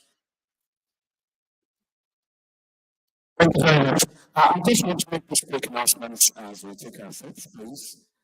First is that Your Excellencies will be Thanksgiving service in honor of our father tomorrow, 2 p.m., Christian National Center, opposite the new central bank. And secondly, there will be a banquet of honor in honor of the Celebrant tomorrow by 6 p.m. at the old banquet hall of the Presidential Villa. Old banquet hall of the Presidential Villa, Afro Rock. And the time for the banquet is 6 p.m. Buses have been provided because of the very limited parking space they have. Buses have been provided to convey distinguished guests from the Eagle Square, where all our vehicles will be parked, and also air-conditioned buses, but security provided to convey very many of us from the Eagle Square to the Presidential Villa banquet and back to Eagle Square when eventually the dinner comes to a close. The next announcement is that there will be a group photograph after the vote of thanks for only members of the esteemed high table. Those are the announcements. Church service 2 p.m., banquet 6 p.m. Movement from Eagle Square to the Presidential Villa will start by 4 p.m. on the dot. Well, thank you very much for your kind attention as we invite the Secretary of the National Planning Committee for this birthday to please come forward with a vote of thanks for all and sundry. Please join in welcoming the former Executive Secretary TED Fund, Professor Suleiman Elias Bogo. A round of applause for him. We also apologize that the cards were provided from the villa, and so we have very limited cards, just about 800 cards. So please kindly be with us. Professor Suleiman Bogo for the vote of thanks. Thank you. Your Excellency, Baba, Father of our great nation, General Dr. Yakubu Gowon, and Celebrant, of course, at this occasion of his 90th birthday. Next to him, as we all know, is the Field Marshal. Baba legitimized that title, Mama, going forward. The President of the Federal Republic of Nigeria, ably represented at this occasion by the Secretary to Government of the Federation, Senator George Akume, former President of the Federal Republic of Nigeria, former Vice Presidents, and all other appropriate protocols duly observed. A very distinguished guest speaker that spoke so eloquently earlier, the President of Africa Development Bank, Dr. Akinwumi Adesina, the very distinguished chairman of the occasion, His Eminence, the Sultan of Sokoto, discharged his responsibility so well. Other distinguished guests, governors, present and former governors that are with us here, a cross section of some of the most respected personalities in Nigeria that has not found itself in one place the way it has happened today. On behalf of the Planning Committee and invariably on behalf of the convener of the celebration itself, and that is Her Excellency Victoria Gowon, who requested us to put together a celebration that will be reflective of her husband at the age of 90, and in the history of our country, that is surviving former president or head of state at that age. Like the guest speaker had said, he has beaten many records. We join the family in celebrating. On behalf of the committee, we want to appreciate ECOWAS for providing this venue. We want to appreciate individuals and groups including some unnamed philanthropists that made contributions quietly to the preparations and eventual staging of this great occasion today. I want to appreciate you as individuals came to address us, and as we look back, we realize that this collection here is a microcosm of Nigeria in diversity and in respectability. There is no section of Nigeria that is not represented here. And we are doing this because of former head of state, General Yakubu Gowon, that represents so many things that have been mentioned already. And there is no doubt about it that sobriety naturally enveloped this gathering because of the personality of the celebrant. There is no doubt about it that if you pick any aspect of former head of state General Yakubu Gowon, you find out that you will be struggling to meet up even half of the criteria and the rating of what has justified this gathering today. Distinguished Your Excellencies, distinguished guests, ladies and gentlemen, we believe that if all of us are able to take the lessons of those things that have been listed about General Yakubu Gowon, we are sure that this country will be better. At his age, he's still on his feet. And we remember, government after government have sought his wisdom and his advice. And we recall only a few months ago, during a challenge of insecurity, he went to visit the president of Nigeria and he offered advice in respect of the challenges in the ECOWAS sub-region. Your Excellency, sir, this country can never thank you enough. Distinguished ladies and gentlemen, once more and finally, on behalf of the planning committee, the chairman and all of us that are members, we want to say that history has been made with the very great remarks that were expressed. We believe that if each of us play our roles and we take advantage of the humility and grace of former head of state General Yakubu Gowon, Nigeria will be better for it. Nigeria will come out of the challenges that we thought have been stagnating us. On behalf of the committee, once more, I say thank you and God bless you as you return to your various destinations. Thank you very much. Thank you very much, sir. Thank you very much for that good vote of thanks. We are not unaware of the fact that very many of our guests who ordinarily would have been here also found a way to commiserating with the family of the Ohanes and Ndibo President General who passed on a few weeks ago, Emmanuel Iwanyango. So our heart goes to the family and so we commiserate with them, and that's why quite a few people are not here. They extend their regrets. I would like to appreciate all of you that have turned up here this evening. And as a result of that, we just want to announce that the photographs will be taken just before the national anthem, but we don't make it very rowdy.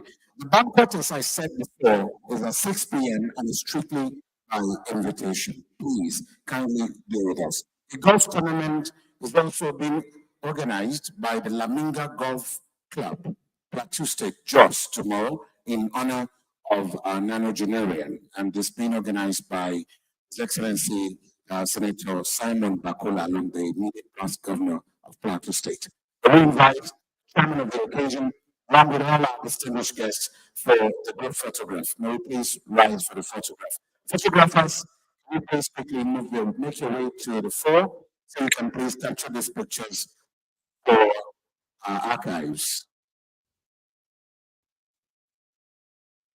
Immediately after the photograph, we'll be calling.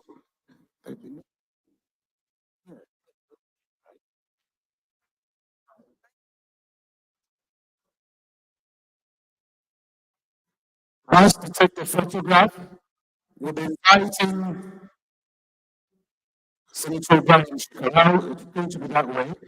Senator Brian Shekarau and Professor O.O. Adesina are going to come forward for the closing prayers that will be done very, I'll keep it really very brief. Senator Brian Shekarau, Shekari, I beg your pardon, the former governor of Kano State, former Minister of Education. Friend, join us here, sir.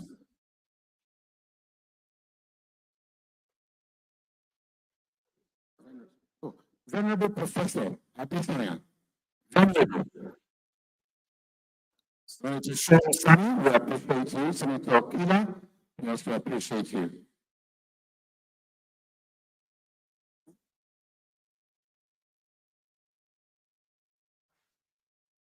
Former Governor Plateau, Jonah John, please join them for this photograph.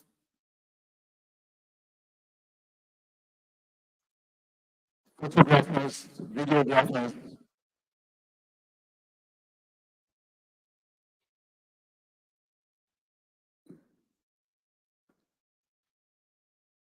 General Gowon, please.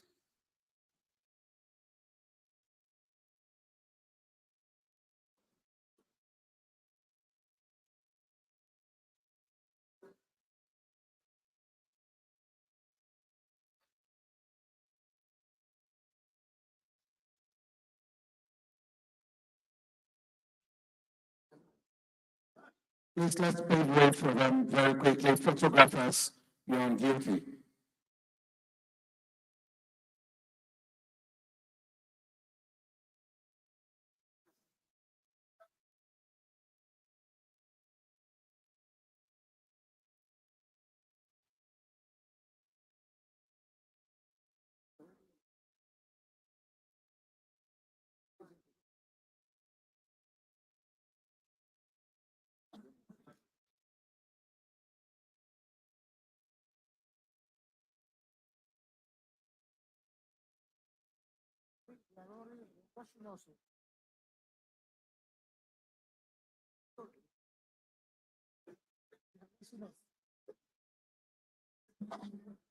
But they are taking the national anthem.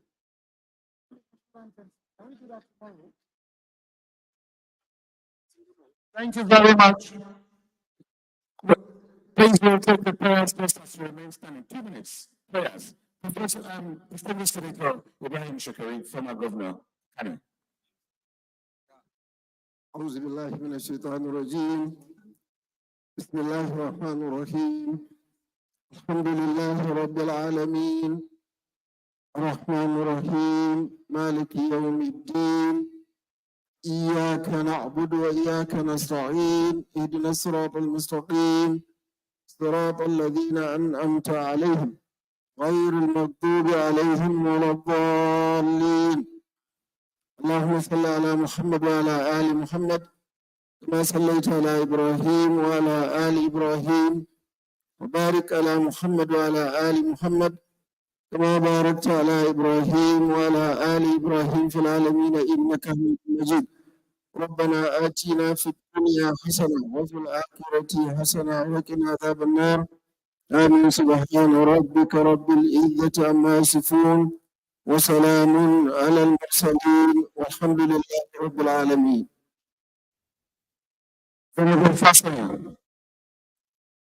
Let us pray. We thank you, gracious Lord, for bringing us to the close of this program. We thank you for all the wishes and prayers that have been offered for this nation. We pray, Lord, that this hour you will make a decree upon our nation, Nigeria, that there will be a turnaround. All our leaders will receive the wisdom from heaven. Indeed, for our Father, the General, and his lovely wife and family, you will continue to bless them. Father, God of mercy, as we depart from here, we will not depart from the presence of the Lord. The graciousness of God will be upon every one of us, young, old, and elderly. In the name of God the Father, and of the Son, and of the Holy Spirit. The national anthem, please.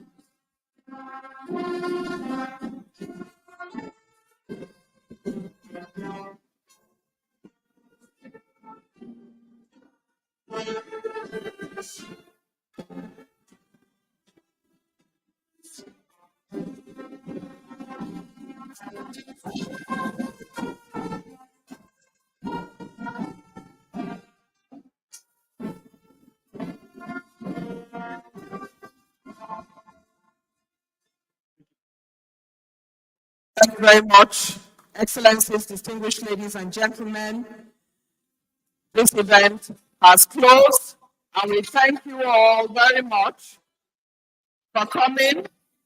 On behalf of Andy Gabriel and myself, it has been such a pleasure to serve. A happy birthday song for the Celebrant,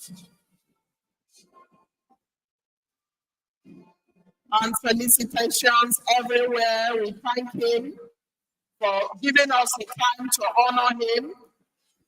If we were not able to recognize you, there is no intention to offend and no plan to offend you. We couldn't have recognized everybody. We're apologizing ahead if we felt offended. We thank you so very much for coming, and we wish you a great evening. Good evening.